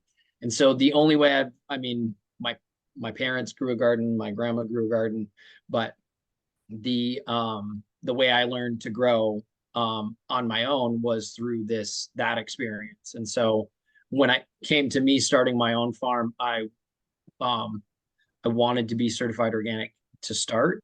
And like I said, that first year in Windsor, it was actually a part of our lease agreement that we had to continue the organic certification that was going on there prior to us taking that land. But in 2015, so the first year we were on my parents' farm, then after we moved off of the place in Windsor, we actually dropped our certification because we were direct marketing to all of our customers, and basically just had an open door policy for our customers to ask us what we were doing for production practices. However, we still did manage that property organically. I just didn't turn in the paperwork and do the file the fees, all that stuff. But so when went to get certified again in 2019, which was kind of pushed for marketing purposes. Like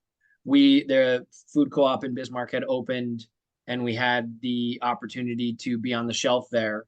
But to differentiate ourselves, because we were already following all the practices, we decided that we wanted the USDA organic label on our product. So we were not only organic, but also, or not only local, but also organic. And so we went through that process in 19. And then, like I said, when we moved to our farm at the end of 2019, it was previously an organic farm. So there was no transition time. We just got a land affidavit from the previous owner that said it was an organic production and, listed everything that needed to be listed for our certifier to say, yep, we're just going to continue the certification of that land. But yeah, it was very much a marketing decision for us at that point. It opened up new opportunities, and we sell to some places that other local growers don't have access to because we are certified organic. Perfect. Thank you. Zachary, would you like to share?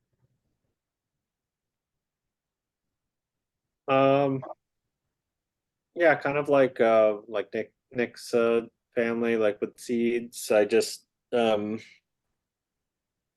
felt like it was important to be a seed company that was already doing organic practices, to just simply say like I'm organic and not have to go around that. I use organic practices, but I'm not certified. I just simpler, just to tell people straight up it's certified organic. And then yeah, just like being a seed company, that being an important resource for other organic farms to get certified seeds, and then as like kind of breeding my own seeds or having like an heirloom that might be an important seed to some people, trying that out, and then if that happens to work for us and work for the kind of check all the boxes to maybe be a seed to sell, selling a unique seed that people are interested in, I think has a good value there too. So yeah, I suppose those three reasons. And what year did you become officially certified? I think 2020. Perfect. And then Nick, do you kind of want to share? I'll try and kind of change the question a little bit, since you were born into organics, but why did you stay with organics and kind of keep on that train? Well, it's always been sort of a philosophical thing for my family. It's it's what we believed was the right way to farm. And I think that it also provided, though, the best opportunity for us as a small farm to be able to exist in a place like North Dakota, where it's mostly large grain farms, and not being able to compete in that in that marketplace as a small farm, relatively small grain farm. It's 3/4, 480 acres, which is not small to some people, but for a grain farm, it is in North Dakota, it is, and hard to compete in the conventional grain marketplace at that size. So when David started out, my uncle, he first certified the farm organic, though there was not a market for organic grain at that time, and again, he was doing it because he thought it was the right thing to do, but he was selling organic grain just at the elevator for into conventional. So because there really wasn't a market for it at that time, through his work and a lot of other pioneers at that time, they developed a market for those grains and for organic products, and we're all kind of standing on the shoulders of farmers like that, who decided to do this 50 years ago already. And to stay with it, though, like I said, it's been the right thing to do, but we've developed that market over time, and there's lots of opportunity in that space now, and it's what's allowed the farm to continue to survive and stay the same size and support a family on it. So Perfect. So my next question, do you have any tips or tricks to make the reporting and record keeping process in organic certification easier or more efficient? We can go back to you, Glenn. I'm engaged in death by spreadsheets. So I have a tab for each crop. It's where I could start the date for the year. It's, planting date and what the activities were. That's what I've used thus far. So it's a spreadsheet per year. And then I keep all my seed tags, all my seed packets. So I have several years worth of seed packets. So that's been my method. I'm aware of like seed linked. I didn't do everything I wanted to, so I'm open to something new. But the digital copies were very important. So I don't know if that's the best way, but that's how I made it work. And photographs, lots of photographs. Thank you. Jonathan?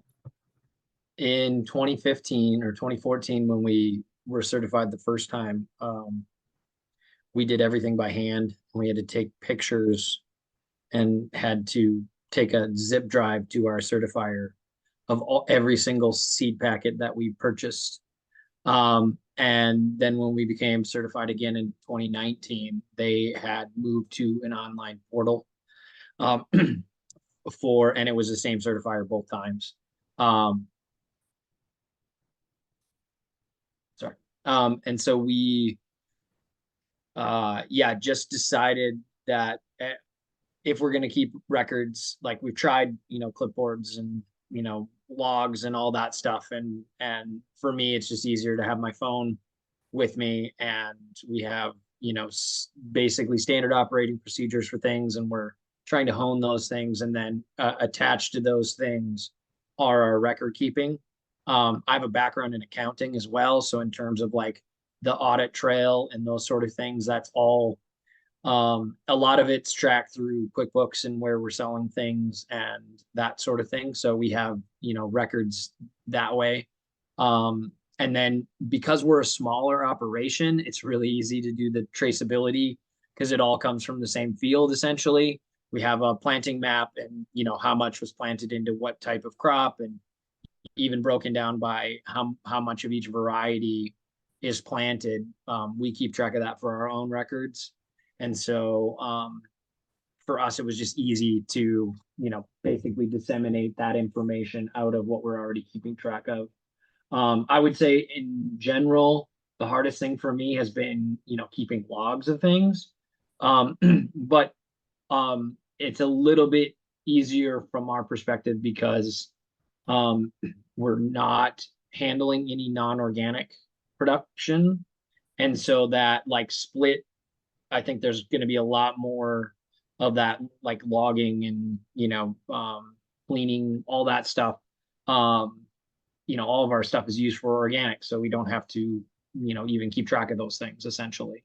But I can't even imagine keeping a split thing that grows the same crops. That, no, thank you, please. Perfect. Zachary, would you like to share some tips and tricks that you found? On some ways, kind of listening to everybody because I'm still trying to figure out, just being a third year, so I'm still kind of running into some things on like the seed ordering type of thing, as like having 80 different varieties and a bunch of vegetables sometimes, and then doing breeding programs, trying to find ways to have that all shown in the records, like where I'm sourcing all the seeds, if I'm getting a bunch from USDA Grin for trialing 20 different peas or something like that. Gets a little frustrating to get all of that in, but one thing that I found helpful for records is pictures, because the pictures have the timestamp and everything on it. So a lot of times, like especially in harvest time, I'll and planting time too, I'll just take the phone with me or the iPad. I have a separate iPad just for the farm or iPod, and just take a bunch of pictures of everything and then kind of load that up for the day, so it shows everything I did. So in that way, that helps a lot and is a good reference. Perfect. Nick, is there any tips and tricks that you found along the way? Well, you know, when I was younger, we still did everything just in notebooks and kept everything there, written out by hand, for the most part. My mom has slowly sort of moved things to digital record keeping over the years, and she's really the best at that in our family. And as the vegetable seed company has grown and they have online sales, and that's really, they've been really forced to take more digital records there. And mom has a whole system of how she keeps track of all the sales and stuff for the vegetable seed company. But a lot of the field operations are still sort of kept track of by hand and by photo, and then we sort of transcribe, I think, a lot of that stuff, so that it's on the computer later. But so there's kind of a relay system. I don't know if we're really, the most efficient example, I would say, but things are made easier for us because we don't purchase, a lot of seed in typically for lots of things. We save a lot of our own seed back. And so there's not a lot of, seed tags and things of that nature to keep track of, just because we have all of it there on the farm. So as long as we're keeping track of all the amounts of different seed that we have, we're doing pretty good there. So but I should mention that, this is not something we do yet, but there's some good software being worked on out there to keep track of these things for organic operations. Tend is a company that's doing quite a bit of work, and they're working on, I don't know if it came out yet. It was supposed to come out sometime this spring, their latest iteration of Tend. And that's supposed to be pretty good software for organic producers. So that's one to maybe watch out for. And that's maybe not the cheapest option, but it's sort of an all integrated, all your records go into this, and it organizes them all and spits it back out in something you can hand to your certifier. So that's, I think in the future, that's going to be the way to go. So There's a time saving element to that too, if you're transcribing things from hand, which is why we've kind of just gone all digital. You put it in once and then you don't have to mess with it anymore. So and yeah, like the software sounds interesting, but you can do the same thing on spreadsheets, but it's just messier. Is that program that you were mentioning, is it the full name Tend Smart Farm, or is it just Tend? I think it's just Tend. I don't know. That Smart Farm is, I'm not up on all the names, but they were advertising it as Tend 2.0 was going to be the next iteration, I believe, that was going to be coming out here. So Perfect. Well, something to look out for, that is for sure. Yep. Okay. What are some of the challenges that you have faced while being organic certified? And now that you've faced those challenges, what advice would you give farmers interested in pursuing certification on how to mitigate some of those challenges? Glenn, would you like to start? So assuming I have all the challenges fixed, is that right? Well, I guess from School of Hard Knocks, each of us here is unique in our own way. If I could turn back time, the conversation I would have had, or research I would have did is, does the certifying agency I'm working with understand what I'm doing, goals? That that may determine which agency you want to work with. It may make your life and their life easier too. Some major challenges I've had, I understand, we're aware of our buffer zones, but there's some pesticide applicators that aren't responsible. And so you end up having a conversation with your neighbors about what you're doing.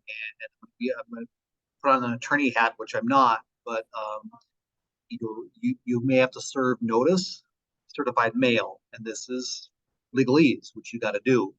I'm saying, on these acres, these are certified organic, just letting you know, be aware. And the bottom line, it makes it easier for you to sue. I hate to be as blunt as that, but that's the bottom line. So that's something I would have done sooner. And so it's like every year I do have to have a new notice sent out for a different applicator. So that's been a major challenge. Other things is I wish there was something easier than spreadsheets, but it is what it is. And so I guess if you're going to go certified organic, it makes your life a lot easier if you could secure the certified organic seed for what you're growing. Like for Podoll as a school, they're growing their own, but if you're trying something new, especially with research, that can be a challenge. And so that's something where I've kind of hit my head on the wall, where it's like, okay, I'm having a really hard time with this. And that's not the certifying agency's fault. It's just the nature of research. So if I could advise anything, I actually would probably postpone growing something if I can't get the certified organic seed, and at minimum of the paper trail, make sure that I can use the seed even if it's not organically available. That's a challenge I still deal with. Anyway, and actually this year is probably the best I'm going to have it, to where the one thing I've had to do a seed search for, which I'm pretty happy about, and everything else is like certified organic. I hope that helps. I hope I didn't confuse anyone, but it is what it is. I actually just had a question, Glenn, on that. Like, I've only participated in one farm breeder club project through the Northern Plains Sustainable Ag Society, and guess I don't. In that case, I think that was before we were actually certified organic. Again, so it didn't matter whether the seed coming from them was certified or not. But in a case like that, where they're supplying you the seed, how, like, you're not doing a seed search because you're not purchasing those seeds, how is that handled? So you do in situations like that does need to be certified organic. And so the conversation you have to have with would-be NPSAS is this seed certified organic, and can you prove it to me so that I can upload the seed tag or a document proving that it is. So one of the things I worked with another entity for research, they had everything, and so they were able to just email it to me, and I could upload it. Life was good. So you still need to be certified organic, but you upfront, I would ask for the documentation proving that it's certified organic to make your life easier. Right. And I guess I'm just trying to think through that from my perspective. Like, if you're not selling that crop, and I guess this is maybe a question for Nick, but like if you're just doing research and you're not selling that crop, is that requirement still applicable? Yes. Yep. Yep. That's interesting. Yeah. I tried to rationalize that too, but every single thing that's gone into your field, you have to keep records on, no matter if you're selling it or just putting it in the field. Well, and I understand keeping record of it, but like the use of non-organic seed in a seed trial, you're not actually selling a crop at the end, and it's going back to the university or wherever, especially if they're pulling the seed out of a seed bank that, wouldn't have been organic seed to start. I don't know. This is the first time that I'm hearing of those complications. So it's just spurring my curiosity, I guess. So it's probably a conversation for another time. But a good conversation to bring up, that is for sure. So I'll go to the question for you, Jonathan. What are some of the challenges that you have faced and how have you mitigated it? Well, so mine have been more so in not so much record keeping, but like we do a lot of varieties of like I think I do like 20 different kinds of tomatoes, which is absurd. And we do a plant sale in the spring. So some of them are just for the plant sale, and then we have specific varieties that we grow here on the farm. And so, you know, like our list, our spreadsheet that has every variety and broken down by, you know, specific crop you know, type basically. So all the 3 beets that I grow are all in that list, you know. At one point my certifier, and of course it was like days before my review was supposed to be completed, and I think they actually gave me an extension. But days before they were like, "Oh yeah, we don't accept this. We won't accept your spreadsheet anymore." Because we wanted in our matrix. We've now had a new update. We wanted an R matrix, and we wanted like I had a spreadsheet that was completely searchable. So you could go in and you could do a drop down on Johnny selected seeds, organic, not organic, whatever, and it would show you all the seeds that were pulled from Johnny's and whether they were organic or not organic. And if I had seed searches that went with the non-organic ones, or you know, high mowing is or Prairie Road is and even North Circle, you know, it's really nice to work with those type of companies as an organic grower because you don't have to worry about that. You know, if you're buying from Johnny's, you kind of have to figure out, well, is it organic? Is it available organic? Is it not? And then you have to go through the process of that. And so they wouldn't accept that anymore.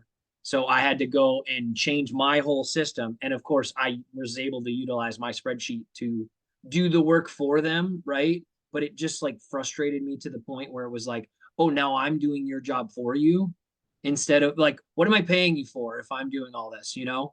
The other aspect that kind of actually ties into that same sentiment is within the last year, they've tightened some of the rules for I'm trying to think.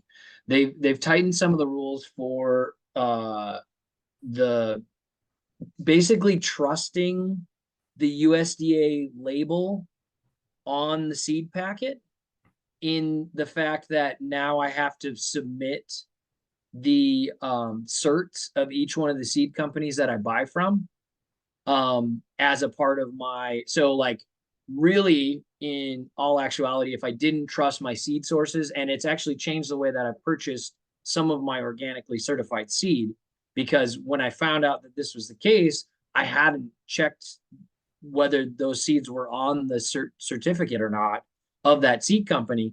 To me, I should be able to trust, and the consumer should be able to trust that organic label as organic, right? But basically they were saying that there's so much fraud happening within the system that they want you to then upload that, I mean, really check it, verify that it's actually organic before you use it, and then upload that cert that has the specific variety, or you know, however they're documenting their specific seed types on it. And like I bought, you know, just some random packets from Walmart or Runnings when I was in there, and it says it was certified organic on it. But then when I was trying to get certs from those places, I had to email, you know, customer service, and it was a whole you know, dealing with corporate stuff. And I'm like, you know, that's where I like, if you buy from Johnny's or High Mowing, or I guess I don't know about if Prairie Road or North Circle have their certs on their websites, but as an organic grower, that's a big deal for me, because that allows me to just pull that off the website and add it to my OSP in that year, and I don't have to call somebody and then wait for a call back and wait for an email and do all that, when like I just stopped buying seed from the store then, if I actually, the other day I was there and I wanted to get some chive seed because my chives didn't come up this year. And so I was like, I'm running short on time. I need to get some chive seed. And I actually went on Google and went to the website of the seed company to see if their cert was on there. And I chose not to buy their seed because the cert wasn't on there. It just is harder for me. So why go through the headache? So yeah, and then, how to mitigate that is, my decision making process right there. And then working with my certifier to figure out, what works best for them and for me, and, finding a middle ground, I guess, in certain circumstances. Absolutely.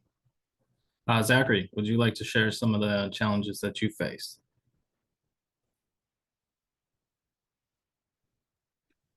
Yeah, I just threw up a cert on our website.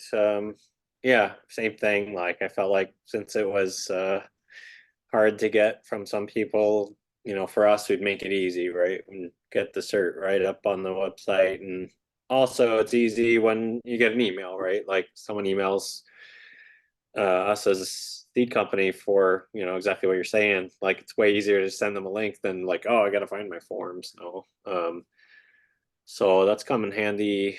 I don't know. I'd say more than a dozen times, at least maybe 2 dozen. Just sending people the link. I think one thing that's frustrating for me, and this is like a seed thing, so maybe similar stuff with that Nic deals with or with other seed companies, but since we don't sell everything that we grow every year, I have the handling side of things, so I don't know, somehow it confuses them every year when I grow something and I don't sell it, or I sell something that I didn't grow. And I have made specific lot numbers available to them, and that, all my storage data and my germination data that I have to do for the state germination tests. But there's always a question that you grew beets this year and you didn't sell, or you sold beet seed this year, but you didn't grow any beets. Like, no, I grew that last year or 2 years ago. You can sell seed that stores. So that's one thing that's kind of like a pet peeve whenever that comes up. And then I guess to that line though, sometimes if you get flagged for something, it seems like you're like flagged for like a few years. So like at one point I like burned some burned tomato vines and actually grew hemp also as part of the hemp project, and we burned that as well. And I gave a reasoning why, and it was all good for that year. But then it just kept coming up the next years about my reasoning behind burning. And then I even wrote like, I'm not burning this year or whatnot, but for years later I was flagged for something that I didn't even do. And that I feel like that kind of thing comes up, which gets a little bit pet peevey, or I think the one other thing I was gonna kind of pose also is like about mulch, because it didn't seem like OCAA's clear rules around it, having to be certified or not. And I kind of like that, because if it had to be certified straw, I don't know if I would find it, or maybe I'd be driving 5 hours. So, I was honest about the mulch that I used for my garlic just being from, the source that I could get it from. And I kind of got like a mixed bag answer. So it was kind of like, I didn't get a good sense of if that was allowed or not, but they kind of just moved it along. And then I did get a note from that farm saying like they didn't spray on that particular crop of wheat. So it was kind of like the best I could have did, but I didn't get a clear, like if that's a yes or a no.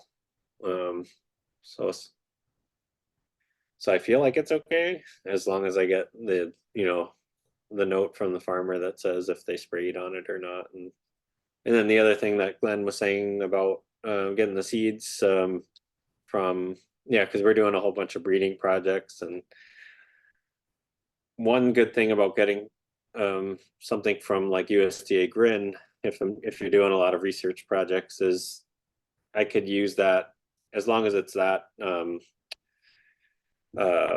regional group that I got the seed from, that they could potentially bulk a lot of seeds together with one note saying like, this is not this wasn't, there weren't any pesticides on it, it's non-treated and it's non-GMO, and then that kind of covers like a certain amount of seed. So that's nice sometimes. And yeah, like John was saying, like if the other thing that pushes you to work in a certain direction is maybe getting a lot of seeds from one source rather than using a lot of different sources, and that kind of goes against breeding sometimes, thoughts of like sometimes you want to get a few things from a lot of different sources. So sometimes knowing that it'll be easier to get a lot of stuff from one source changes your buying behavior of seeds. But yeah, that's all I got.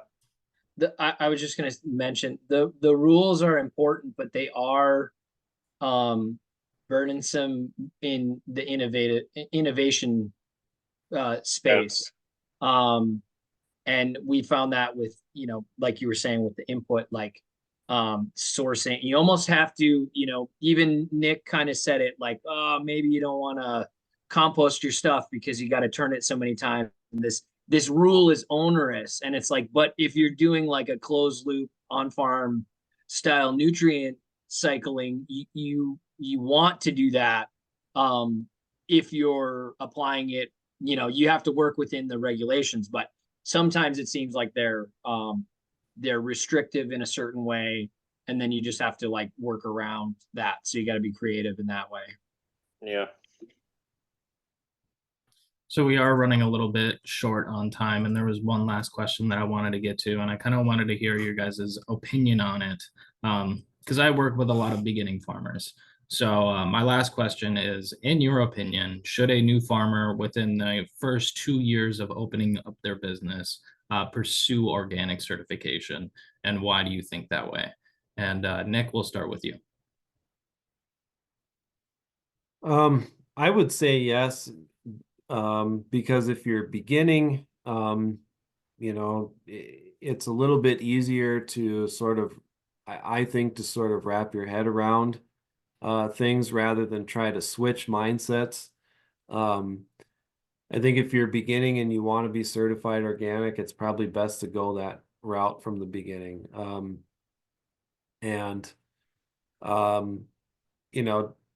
Typically, it's probably a smaller operation to start with, and then maybe you grow over time, but you can kind of grow the record keeping and the documentation required for that over time through the certification, rather than maybe coming into it conventionally from the conventional side later, and then having to maybe have a split operation for a while, and transitioning all your record keeping.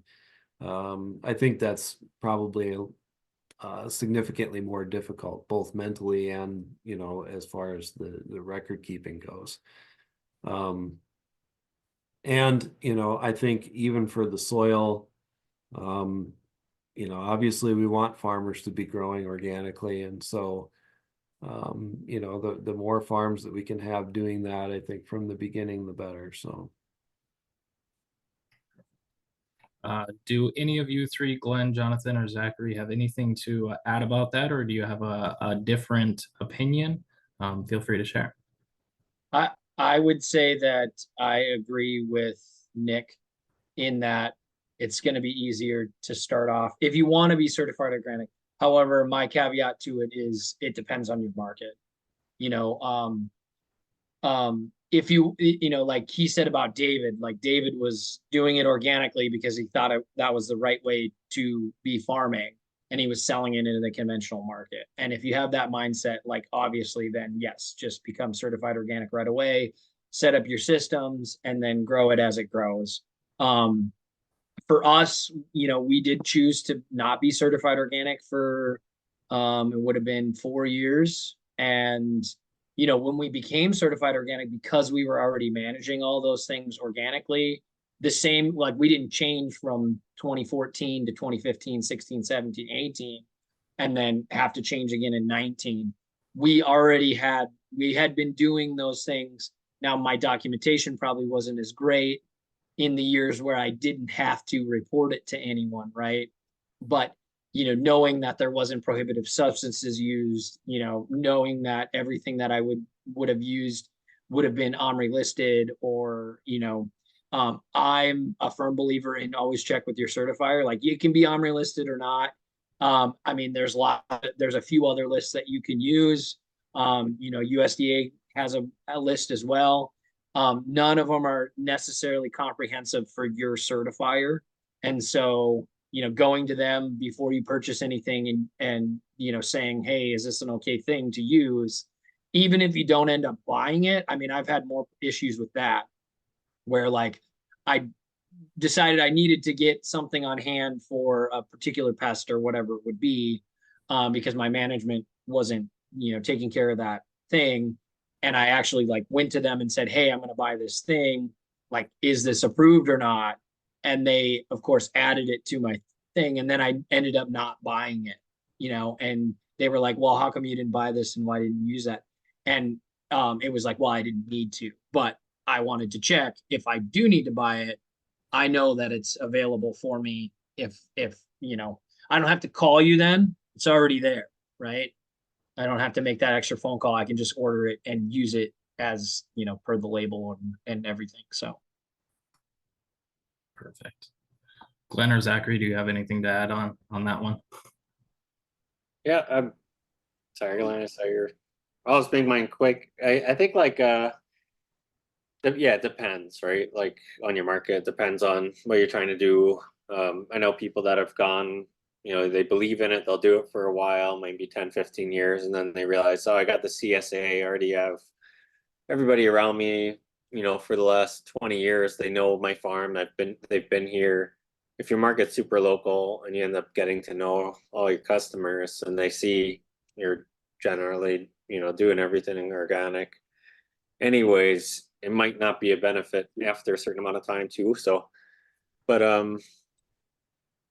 yeah, so but I think like with seeds, and depends where your market is, right? Like if you're trying to talk to a lot of people that you don't know, I think, and trying to get a lot of sales from people that, you know, maybe aren't coming to your farm, or you want to portray like your practices really quickly and like maybe make a sale, or make, you know, you're pitching your, you know, I'm pitching my seeds to Lake Winds Co-op, and then they're pitching their, you know, the seeds outwards to, you know, lots of people. So in that way, I think, yeah, just seeing like where it could benefit you. And then I think I'm just terrible at record keeping, like if I was left to my own devices. So I think it's just a good practice to, you know, if you're not so great at record keeping and you want to be able to keep your farm in line with your, even like what you're inputting and everything you're doing, that's great for that. So I'm happy that I'm organic, also just for that benefit of kind of keeping me on track. So, and then I think like one other thing is like if somebody's like thinking about organic, maybe if they're not ready to jump right in the first year, maybe getting them all the forms, like the prior land use stuff, and to know like what they're gonna be having to do or not do in terms of putting certain chemicals or inputs, it could potentially hold them up. So maybe just getting some of the baseline information on, you know, what you could start doing the first year, even if you're not looking to certify, maybe year 2 or 3. Thank you. Glenn, do you have anything to add? I have nothing new to add. Okay, perfect. Well, we are a little over time, so I thank you so much, gentlemen, for taking the time out of your busy schedules to come in and answer these questions. I very much appreciate it. Thank you and have a good night. You Nice to meet you, will. everyone. Before you guys are welcome to go, I just got to say this for the recording, but before I let you all go for the evening, I would like to mention that we have created an extensive resource guide on organics, which is linked in our session plan that I sent out this morning. So I recommend, if you still have any questions or want to learn more about organic certification, to check out this intro to organic resource guide, along with the other resources that were provided on that session plan. I will be sending out the link to everybody that has registered for this workshop, and it will also be posted on our YouTube channel. So if you missed anything or would like to rewatch the recording, you are more than welcome to do that. Thank you for participating in our diving deeper into organic webinar tonight. Please enjoy the rest of your evening. I hope to see you all again soon. Good night, everyone.